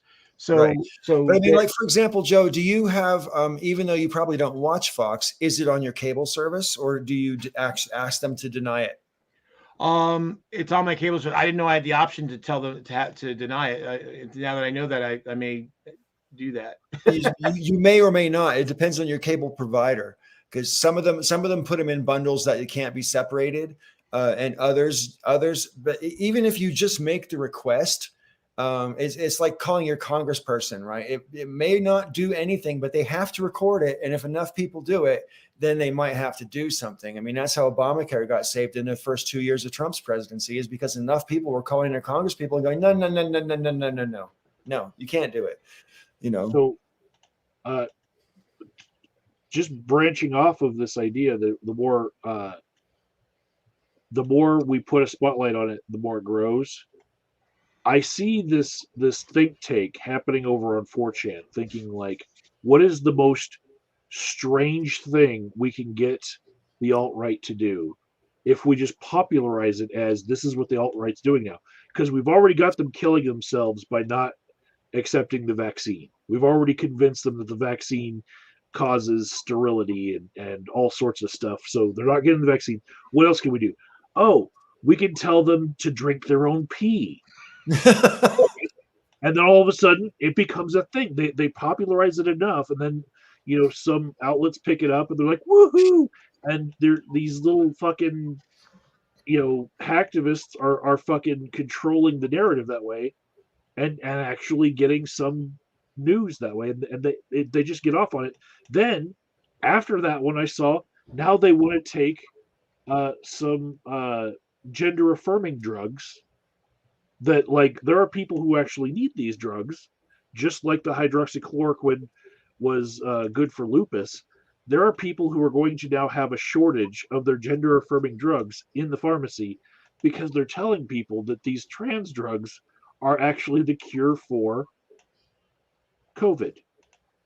Just like the piss drinking. So now that's the next trend that they're going to hype up so that they can get news people to affirm them, to recognize their trolling. I actually saw a meme where they talked about HRT as COVID prevention. Yeah, so it's kind of escaping the bubble that it's in. It's going to catch more traction, and you're going to have white nationalists growing boobs now that don't want to grow boobs just because they're afraid of COVID and they don't trust the shot. Well, see, that what gets me about that is, like, so they don't trust the shot, but they'll trust like every other fucking, literally like any other thing besides it. So now follow me here. There's this new group called Groypers. Their symbol is a variation of that goddamn 4chan meme frog, right? It's just a different variation of it. And the two people that they are recognizing as the leaders, one guy, his name is Nick Fuentes. Right. He's the leader of a fucking white nationalist group, and his last name is Fuentes. Right. Let that sink in. The other leader, Michelle fucking Malkin. Not exactly the picture of fucking white supremacy because she's Asian. Obviously Asian. So they picked these two people that are just like ridiculous to have as white supremacist leaders, and they promote them as the leaders of this group to news outlets that then pick it up. They control they're what Milo used to be for the alt-right. Yeah. Look at this gay guy. He's their leader. And they keep promoting it. So I want to say that. What did I say earlier? Sorry, Raven. Just what did I say before about the tokens? Right? Like, well, these fit their narrative. Oh, we're not racist, see, because we've got one Asian and one Hispanic guy. Yay, us. We're not racist. So unfortunately, Michael, the drug that they're using will not grow boobs from it. What is it that they'll do? Well, it's spironolactone is the drug.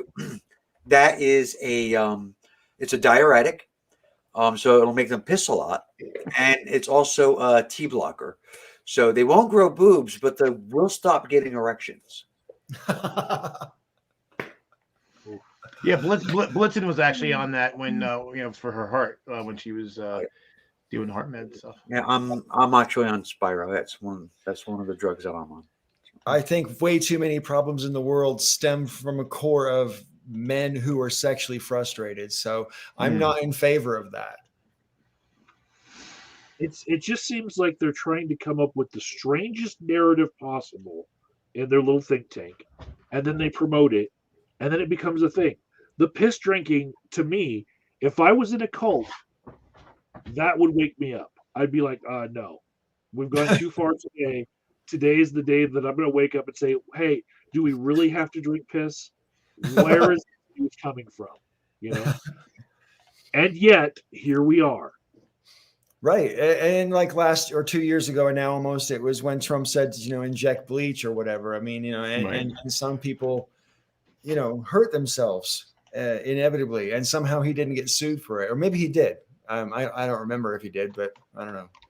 No, because the people who did that were basically, they worship him anyway. So of course, they I mean, it's kind of like who was it? Dick Cheney, the guy that went hunting with Dick Cheney, and Cheney shot him in the face, and he apologized to Dick Cheney. Right. I just wanted to make an slightly off-topic comment, because I mentioned Milo Yiannopoulos a while ago, and I think it's kind of ironic, awful in a way, that it was the Amazing Atheist that basically brought down Milo. Do y'all know about that? No. Because Milo went on Bill Maher's show, and Bill Maher basically, ended up acting kind of like he liked him in the same way he acts towards Ann Coulter, right? And anyways, and then the Amazing Atheist posted a clip from one of his Drunken Peasants podcasts where they had Milo, and Milo said some shit about young underage kids that you basically can't climb back from. No matter who you are, you can't make those kinds of comments and expect to be a major public celebrity figure. And Milo's had a hard time gaining a profile ever since then. So yeah, that was TJ's show. Yeah, he's been so weird. I mean, there's been times he was great, times he was like, I'm like, where the fuck are you going, dude? And then he came back from that, and it was just so. Because the thing, he does what he feels like he needs to do in order to get as many eyes as possible to make a profit. TJ is just as bad as all the rest of them. No, I hear that, and worse, in fact, because like he have this thing way back in 2009 and 10, I think, called free speech videos, where he sucked people for money, and then nothing actually happened. And there was a whole nother thing of he was going to do like a whole compete with YouTube, where you can post videos that were never going to be censored. I mean, come on. Oh, just like Josh. You're going to start a whole website? Really? I mean, even in those days, back in those days, YouTube used to get 28 minutes of video uploaded per second. I don't even know what it is now, but you know. So you guys know that TJ's dad, quite famously, was the guy running a diploma mill. And I do believe, like, I don't have the proof right now, but I do believe that TJ might have worked there for a little while.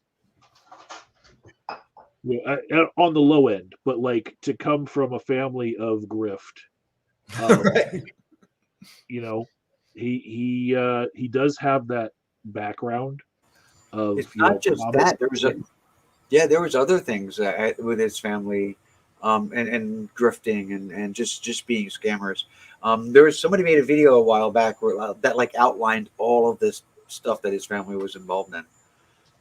Yeah, that's his background. That's where he's from. So that's interesting. I mean, I don't know what it is now because I don't really watch his videos. I haven't watched his videos for years, but I know he has like the Drunken Peasants podcast or some variation of that he used to have that he now has with a different name. I don't know because I don't watch it. He's also got his TJ Does Life and the Amazing Atheist channel and probably one more podcast channel that I don't know about. Anyway, I know about 5 or 6 years ago, Michael, you did a deep dive on people who were taking Patreon money. And I think I remember correctly, there was a period of time when YouTube was making it fairly easy to not just have Patreon money coming in, but to get money via the advertisements on YouTube. And his channel was still growing in those days. And I think I remember he was making like 150K plus a year just from making YouTube videos. There is a website that was called Graphtreon. And the graphs that it made were basically just everyone's Patreon information. And because of all of the exposés of how much money people were making and how that affected how much more money people could make, because Patreon does take a cut. Because of that, they gave Patreon members the ability to stop publicly putting out that information, like how much money you're making per month. And so it kind of the ability to track that stopped.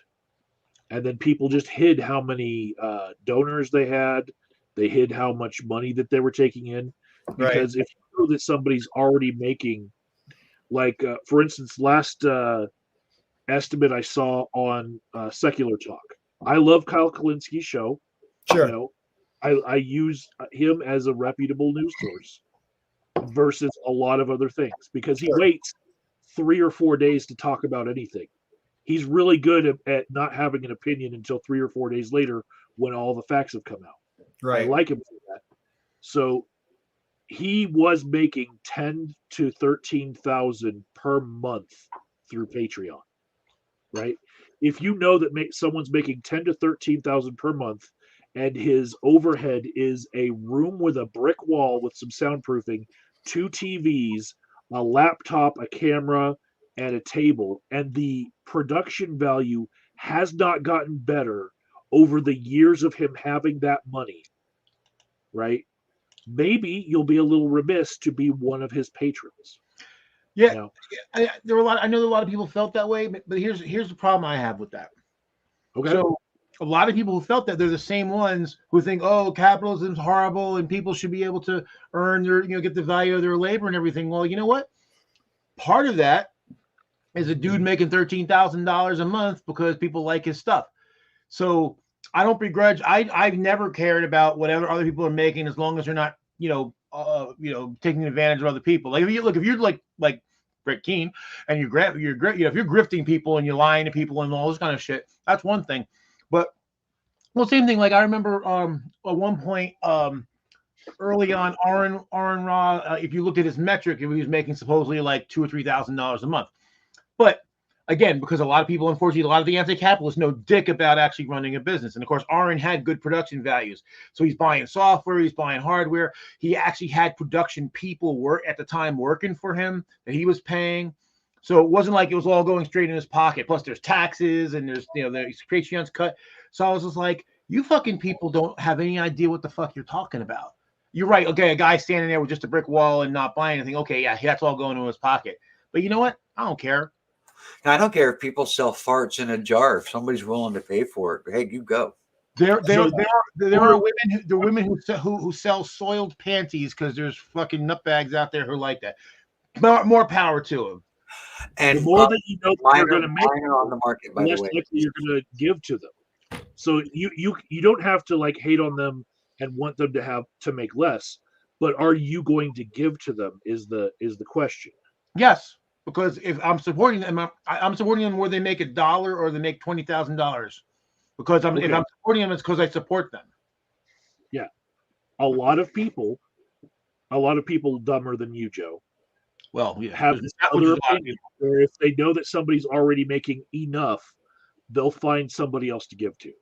And so I could probably prove through metrics 2 or 3 years ago that Kyle was making $500,000 at least, and probably more now because he's using Substack with his other ventures.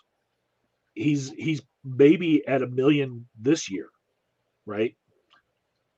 I'm not going to give him $1 when I can give somebody like Raven $1 to make videos tomorrow, and because I know that it's not going to affect anything that he does.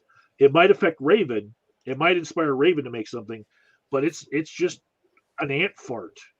And that's a fair point. And that's a fair point. But I mean, the one that like, oh, this person's making too much. I mean, that's, you know, again, if you're saying, okay, I only have so many dollars to give out, and I'd rather give it to the person who's going to help the most. That's a fair point. But it's just simply, I don't like the fact that they're making a lot of money. That's to me kind of lame. I agree. So for the few of you who are here watching, since we're still on the air, let me kind of get this out. You might have noticed the spelling change on my name on versus Raven. It says Raven J. That is the new name for my YouTube channel. I went ahead and I changed my YouTube channel.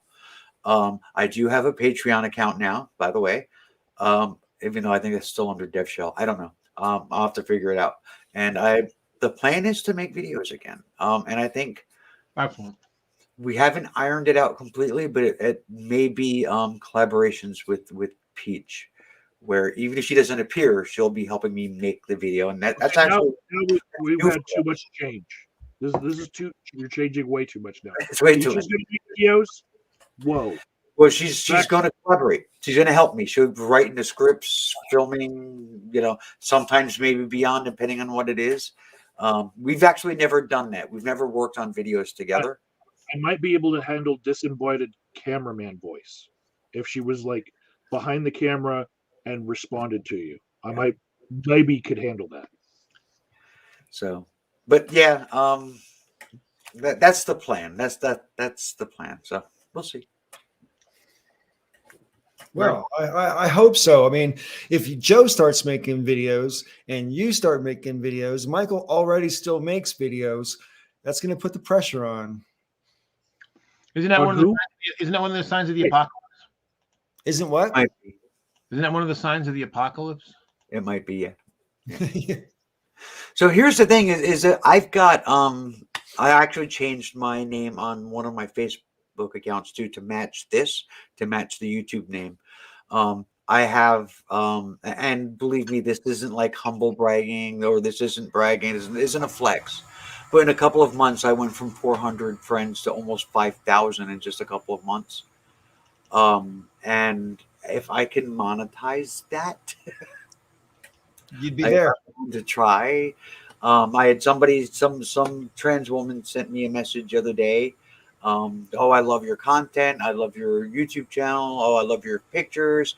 And you may or may not know this, but you're developing a following. And very cool. And I thought, ooh, dollar signs. Hell yeah. Are you thinking about like selling feet pics like Repzion? Selling which? Feet pics. Somebody wants to pay to look at my feet, I will sell them. It's weird, but I don't know. Whatever. I thought it was weird too, but then Repzion started doing it and swears by it. So good for him. I think that's fantastic. Again, like he could sell farts in a jar. I think that's great. Well, here's the other thing about that, Michael. Now, here's where again where people are a little. Again, the point about trying to help somebody else that needs it more, that's fair. Again, I'll reiterate that. But the whole thing about people making a lot of money, we go and we watch movies, we consume all sorts of media, we consume music from people making more money than we'll ever see in our entire lives. And we don't have a problem with that. But somehow if it's like somebody on YouTube or something like that, all of a sudden our opinion of that changes. I don't know. I'm sure that's true to some degree for some people, but I mean, I used to love Jenna Marbles precisely because she was just some chick who accidentally made it, and she really fucking made it. I mean, and then she quit because she didn't like what happened. And I admire being in a position of being able to make it and then go, you know what, this ain't for me after all. Fuck it.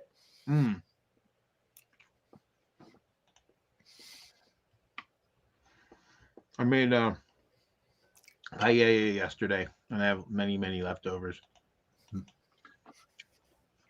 I was eating some spicy Thai food, and then Paul made me talk about the grapers, and I got a little bit of heartburn. Oh, sorry. I actually haven't eaten today. Did I? Oh my goodness. I had a sandwich. I had a sandwich this afternoon. That was it. So we need to do more eating.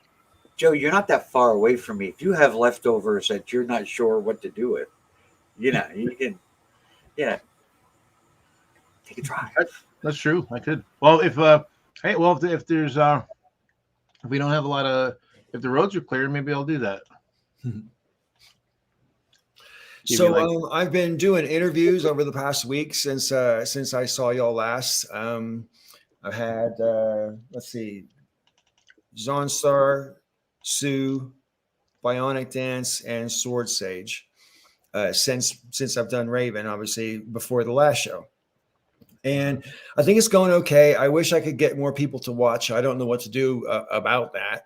But I mean, maybe it's not a great idea for viewers. I don't know.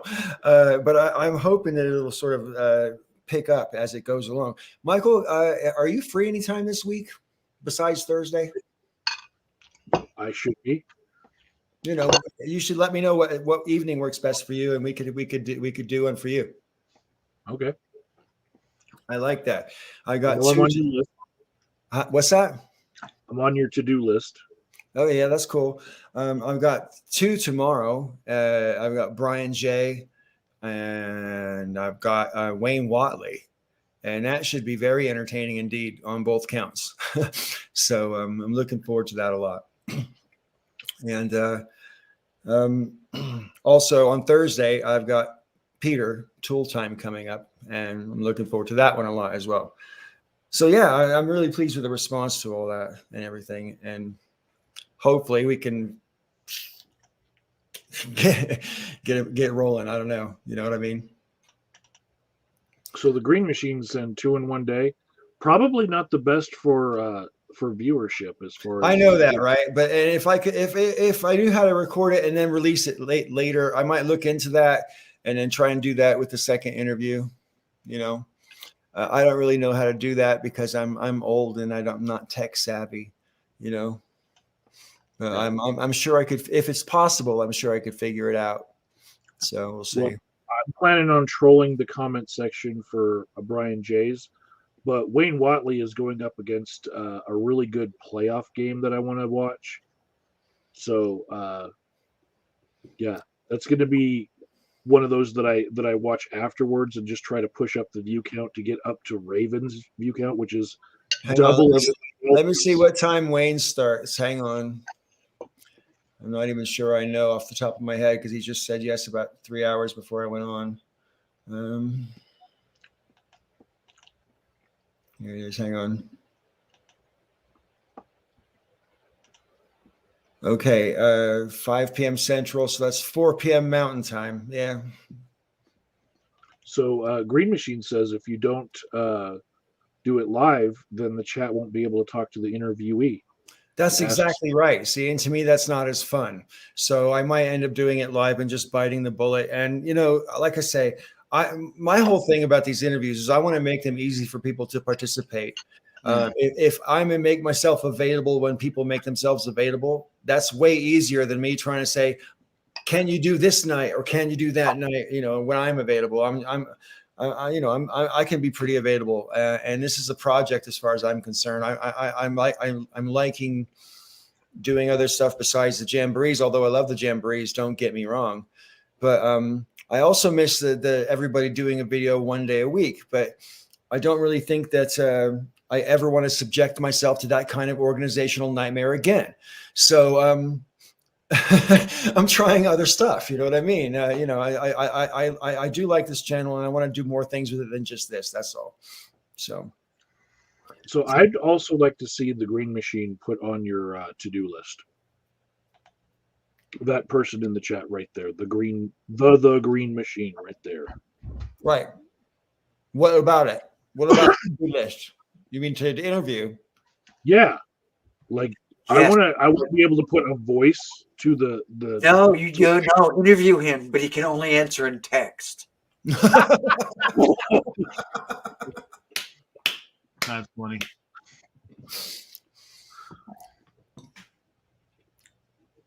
I don't even know. The Green Machine, are you a bloke? I don't even know.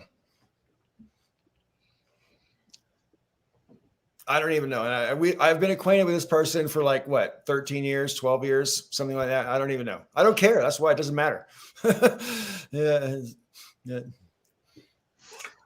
There was somebody in the chat a couple of months ago, I guess it was. It was somebody that I was aware of that came to my shows when I would broadcast and stuff. And I had thought that the person was a woman all this time, and no, it's a guy. I was just like, oh shit. Surprise, surprise, surprise. Right. I need to get another drink. I'll be right back.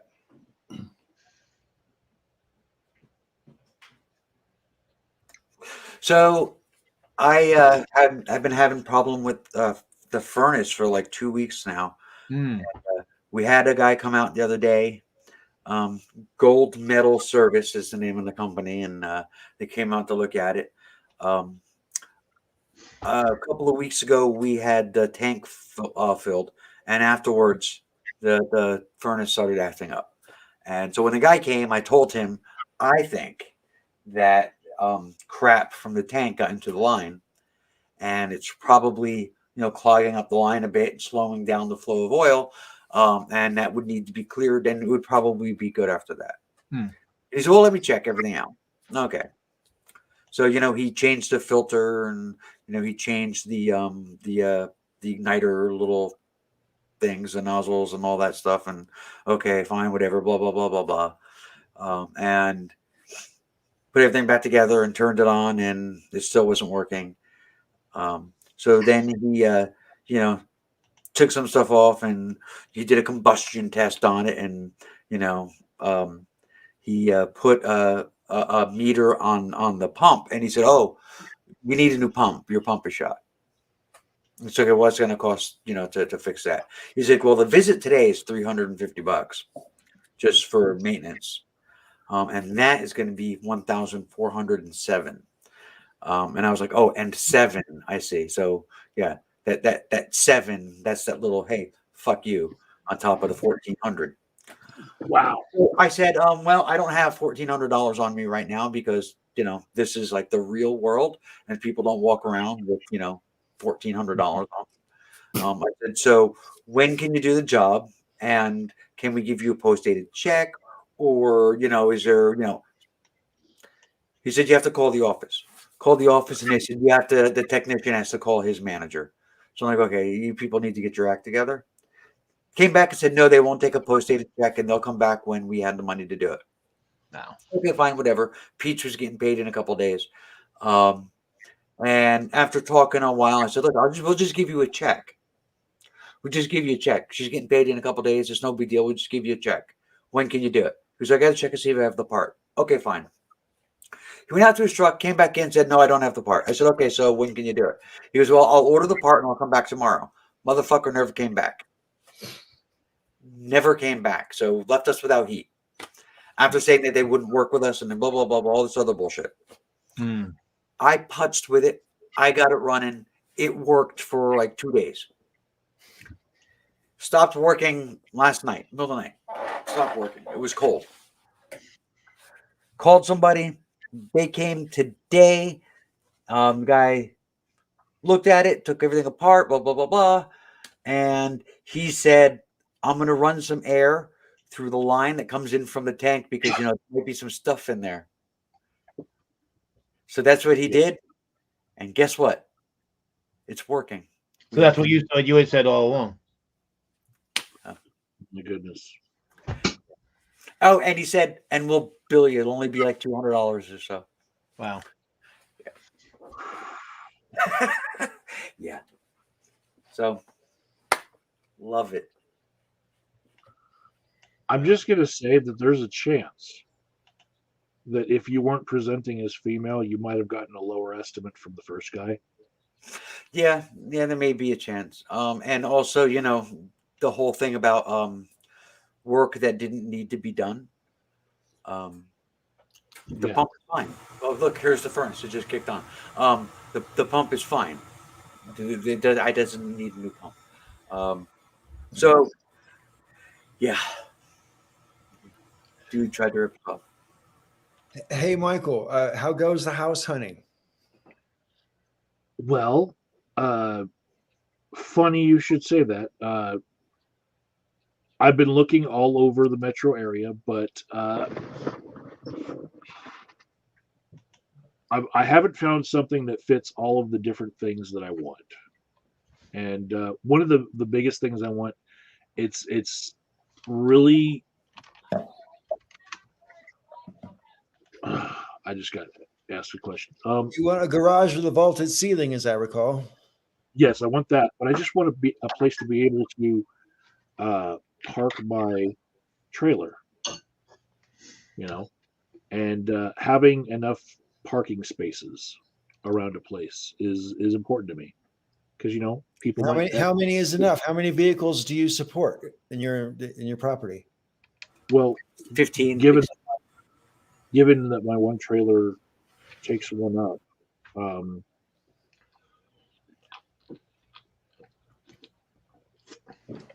if I ever had anyone over, I'd have to have at least 3.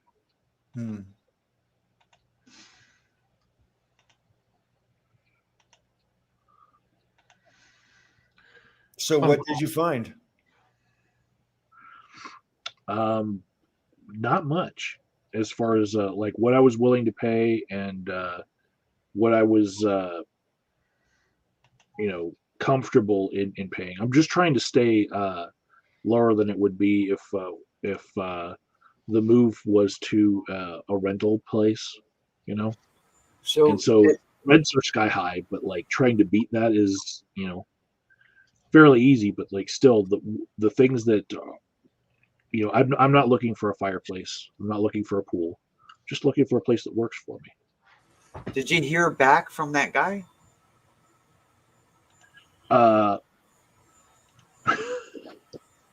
Vegas is like, he wants like $900,000. No, I've been working with people to get all pre-qualified and all that. So the hunt can't really start until you get through the pre-qualification part. Right. And I've started the process. Good. Now, yeah, I'll have to talk to you privately about that, because I need to get more involved with your Facebook thing at Mike's house hunting or whatever,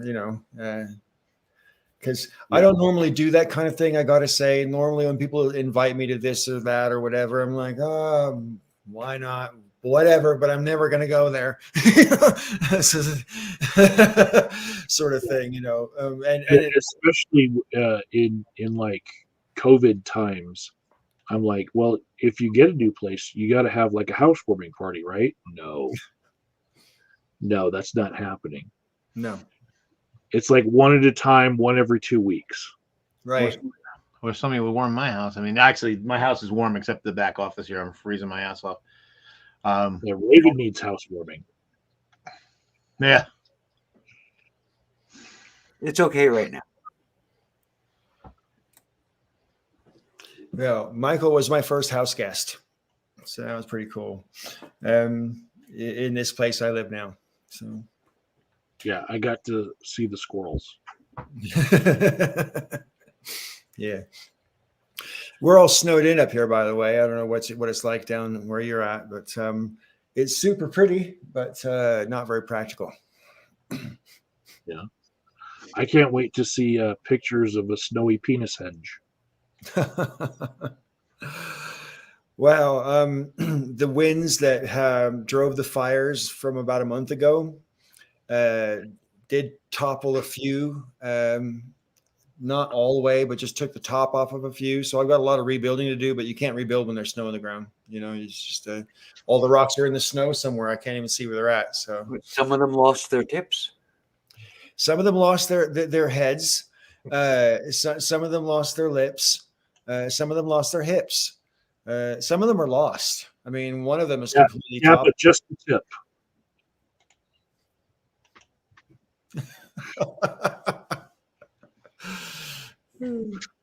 So penis henge got circumcised.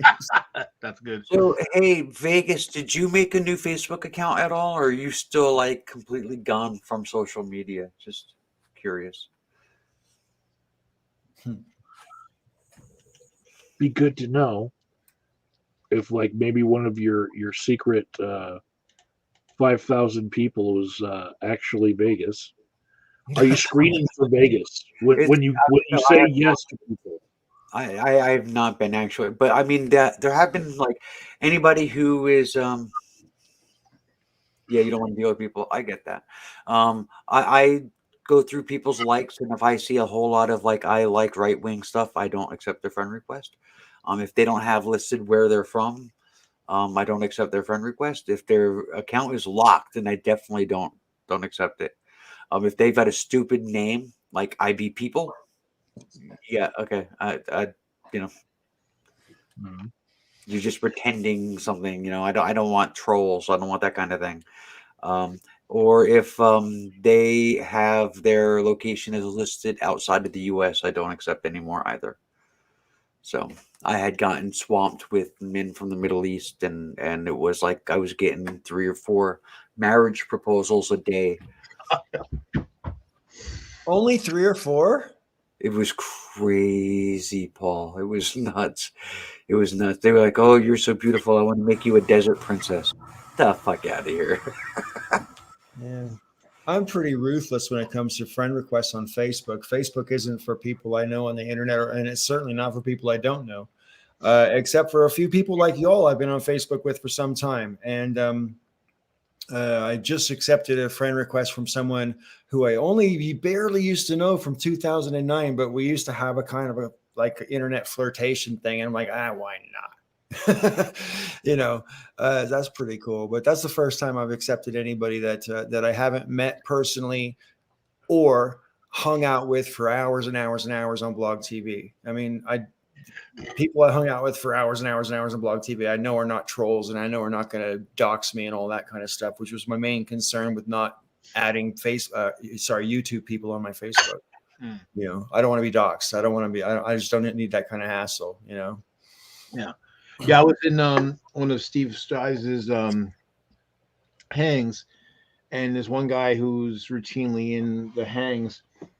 You know, he's well-meaning, but he's annoying. I don't like the guy. Some random geek is his channel. But anyway, so now he tries at the end of the show. He tries to help promote everybody. Oh, go see that. Which is nice. It's a nice gesture. But he used my real fucking name instead of Serious Mind. And then I tore a strip off of him after the broadcast was over. I'm like, hey, dickhead, why the fuck did you use my real name when I use Serious Mind in the Hangouts and everybody sees that? Why'd you fucking say my real name? And he didn't have an answer for me, but I was it's just that's because he's an oops is why. I mean, oops isn't really a sufficient answer, but it's probably the most honest one he could have given you. Well, no, the thing is like, I mean, to the point, I mean, he and I were friends on Facebook briefly, and I blocked him ages ago. So it's like, dude, we're not friends. don't, I mean, yeah, you can call me Joe. My name is Joe. So Joe's real name actually is Joseph the Guy. It's spelled Thhgie. Right. Joe the Guy. And it was just like, yeah, I used my last name, and I was like, yeah, I don't use that on purpose. I mean, that's the thing. As much as I have the freedom of not having, of not having to worry about, oh, someone's gonna call my boss or all that shit. We all know that there's some fucked up people out there. There was one person who did actually, because he was trying to get to the True Puka, and actually, like, got my information, got my phone number, he got, my address, a whole bunch of shit, because he was going to try to have me swatted if I didn't, give him the information he wanted about Puka. So this is why I don't like to, one of the reasons why I don't like to use my so it's for that reason. I don't really care about the other stuff, but that was something that's a big deal. So.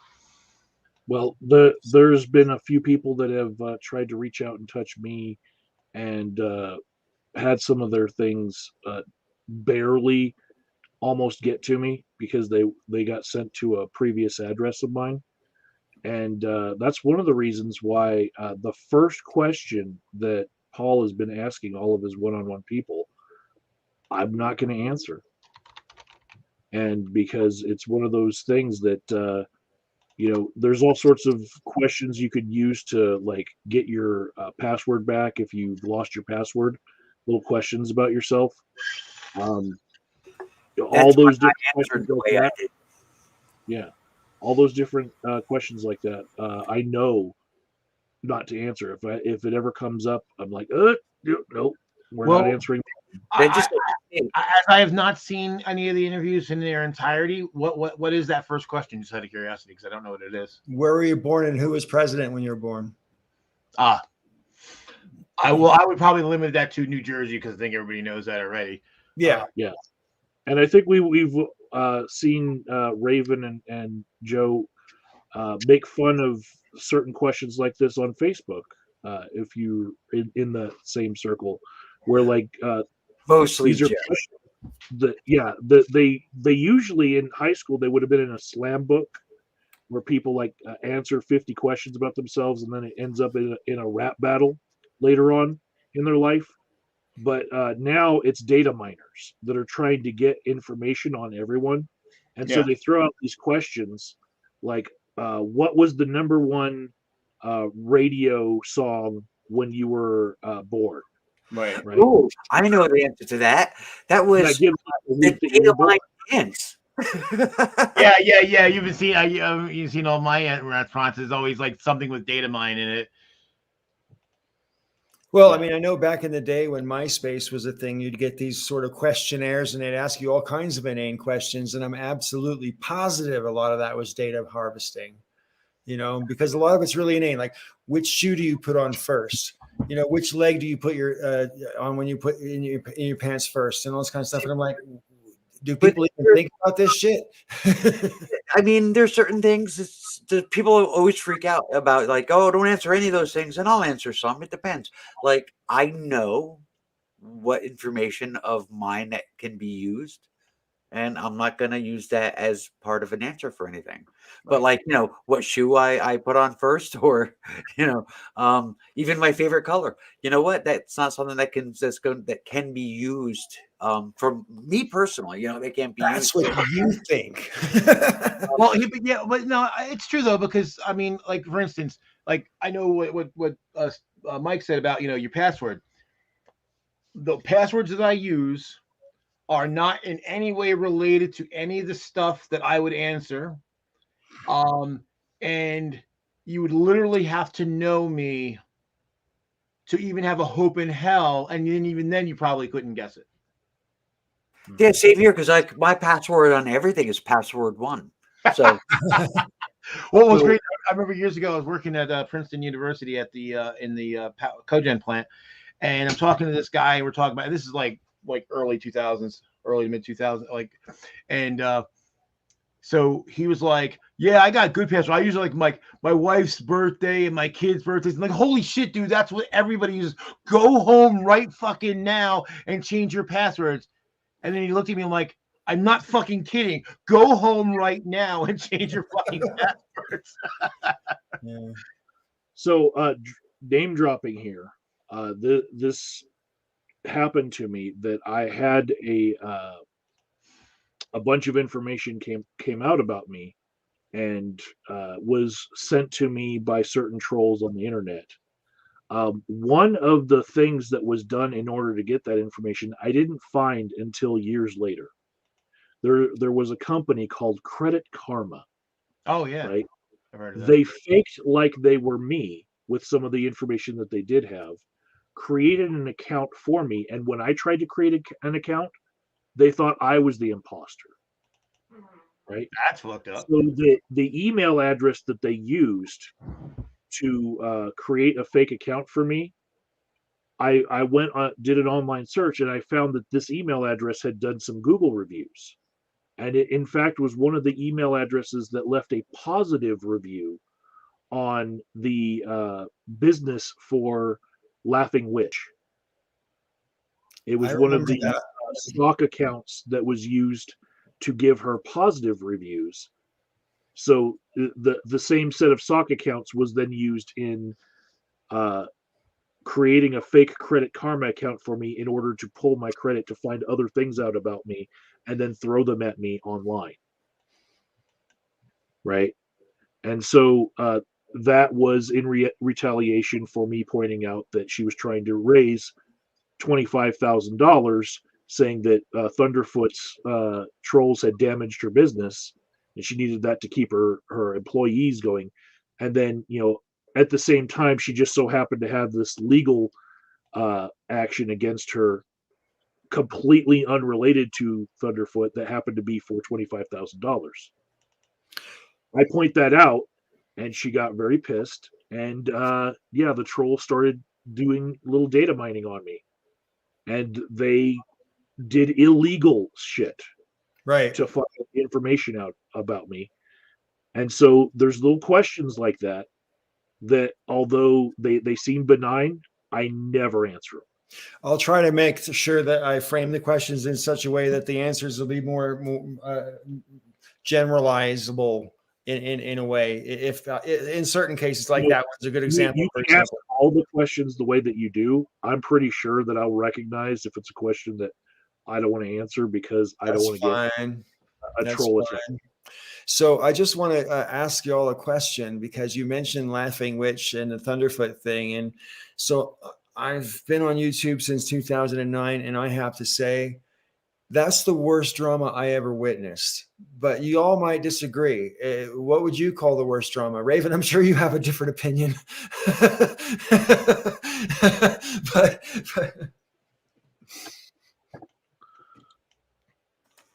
so for me, I would say it was the what some people were calling the love triangle. But that wasn't what it was at all. But and that was pretty. The attack of the Coughlin fans, and that was pretty bad. I mean, it destroyed 2 channels. Pretty much left them in ruins.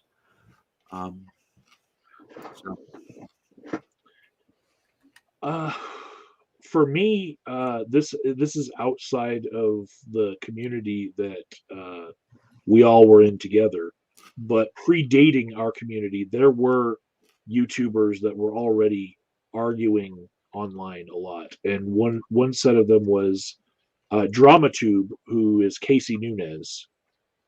He's got a lot of different names online. Versus another guy who was calling himself Helion Exciter. And they did a back and forth of videos against each other. And this is going on like 15 years ago, right? They escalated to the point where they were pointing their guns at the camera. Wow. Like, and then like one guy points a gun, the other guy points a gun. The other guy brings out an arsenal of guns. And then the other guy brings out an arsenal of guns. And it's like, if they ever met each other, there's going to be a lot of overspray of bullets. And I was like, this has gone way too far. You don't point guns at people on videos back and forth. Yeah. That shit for me was my measure of when it's gone too far. That was it right there. If those guys ever met each other, the excess of testosterone would cause a chain reaction, which would, explode. Vaporize the atmosphere. Yeah. Later, I was watching Casey Nunez videos for a while for the shock factor, the way some people might watch Von Helton videos, right? He's got a fan base that's like that. We just watch for the raw shock of it.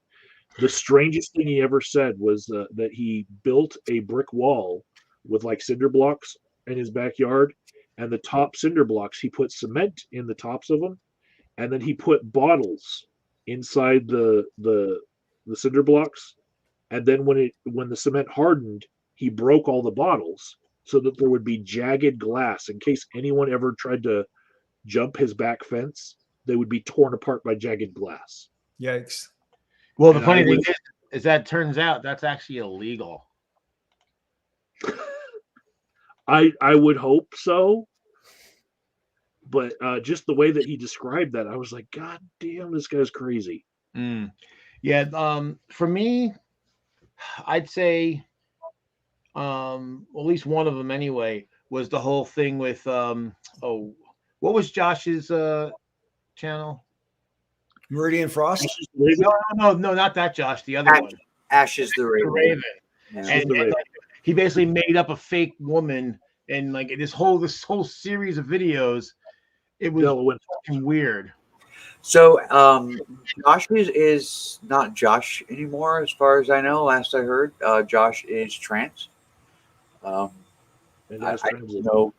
don't know how real that is.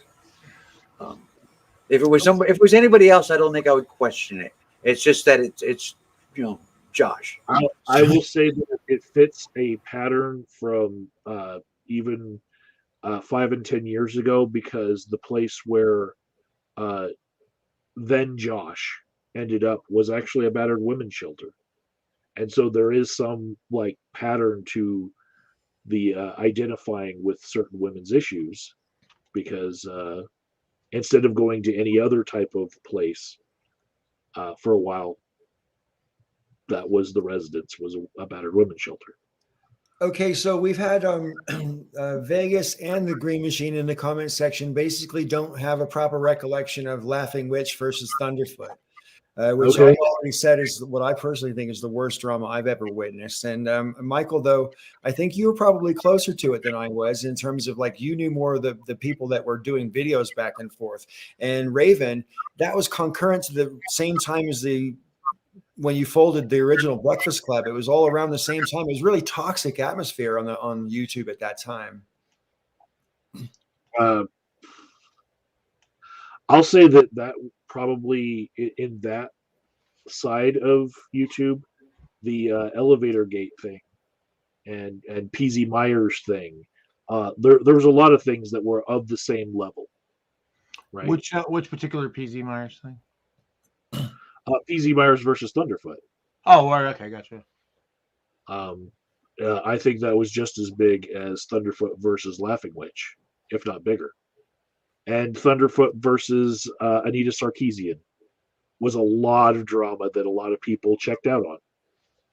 But for me, when Thunderfoot decided to take a clip of my video exposing Laughing Witch's existing debt that just so happened to match the same amount that she was trying to raise, blaming Thunderfoot, when he took that clip and put it in his video and gave me credit, I got 3,000 subscribers that day.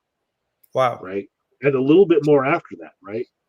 So what happened is I never stayed on the same topic. And these are people that like, they expect drama every video. You have to be fighting with someone every video. And sometimes I make videos because I like them. And so what I saw was a drop off of viewership, right? But I guarantee whatever my viewership is today, if I were to put the word Thunderfoot or anyone he's talking about right now in the title of my video, I'll get a spike of like 500 more views because they're all Thunderfoot fans that are subscribed to me, but they're fans of drama. Still, I didn't realize Thunderfoot still had a draw. You know, the drama will reignite people's interest. You know, you just drop a few names. Right now, there's a few names that like I feel like it's like a cheap heat. In pro wrestling, there's this idea of like if you say the name of the city you're in and the crowd cheers for the name of their city, it's called cheap heat. Anyone can do it, right? And so there's names that you put in the title, and you're immediately going to get that boost of views. Yeah. I don't want that boost. I actually just make videos that I'm interested in. I was interested in that little bit of the drama because I found that fact out. But afterwards, I didn't really want to keep fighting against someone just for the sake of fighting. See, so now we've stumbled onto why I changed the name of my YouTube channel. I wanted my future on YouTube to be separate from DevShell, and that's the good and the bad. So I think like the legacy that DevShell has left behind is gone. So in a previous recent video for the Breakfast Club, the Dinner Club, sorry for dead naming it, Noel Plum was here, and he was cracking a joke about me filming abandoned houses, right? I haven't done that since the pandemic. Right. And I've been making a whole bunch of videos, but certain people know me for a certain type of video because they're more likely to click on that video. He sees an abandoned house. He does something for a living that might, mitigate, abandoned houses. He's going to click on that and be interested in it. And a lot of my viewers that came from Thunderfoot, they see that. It's anathema to them. Those videos get like 50 views. Right? I watched. They're to me. I used to watch them because I think abandoned houses. Like a lot of people just don't like them. Yeah, but I do that too. I explored abandoned houses. Yeah, the videos that I made about Graphtreon, but especially this certain web of YouTubers that all seem to be giving each other money on Patreon that kind of negated itself.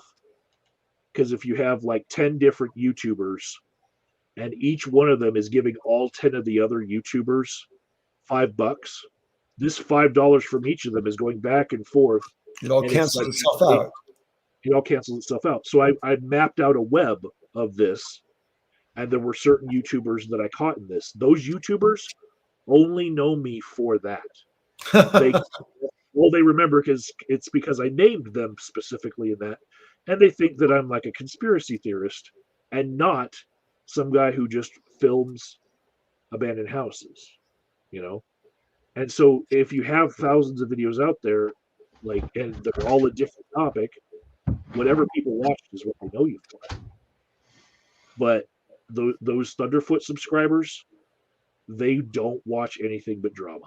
And so I have a channel with 12,000 subscribers that performs like a channel with 1,000. I don't even know what my channel performs like because I didn't make a video the whole of last year, which I feel really bad about. But I think, Michael, you said yourself in one of your videos that I'm far less interesting since I don't have the glass earrings hanging off my ears anymore. I was just ribbing you with that. You're still interesting. Oh, dear. They did kind of catch the eyes. I guess my percentage actually, because I've got just under 2,000 subscribers, which is held fairly steady for the last several years, even though I don't really make too many videos. But my most unless videos, they unsubscribe, or unless YouTube closes their channel, or they'll just sit right, there. You know, they right. just sit. I mean, my most recent videos, I'm looking at like 384 views, 486 views. Considering what my subscriber count is, that's actually a pretty high percentage. My my subscribers are actually pretty active on my stuff, which is pretty cool. And Yeah. hopefully continue to be. Yeah, when my channel was in its zenith, which would be sort of early 2011, late 2010.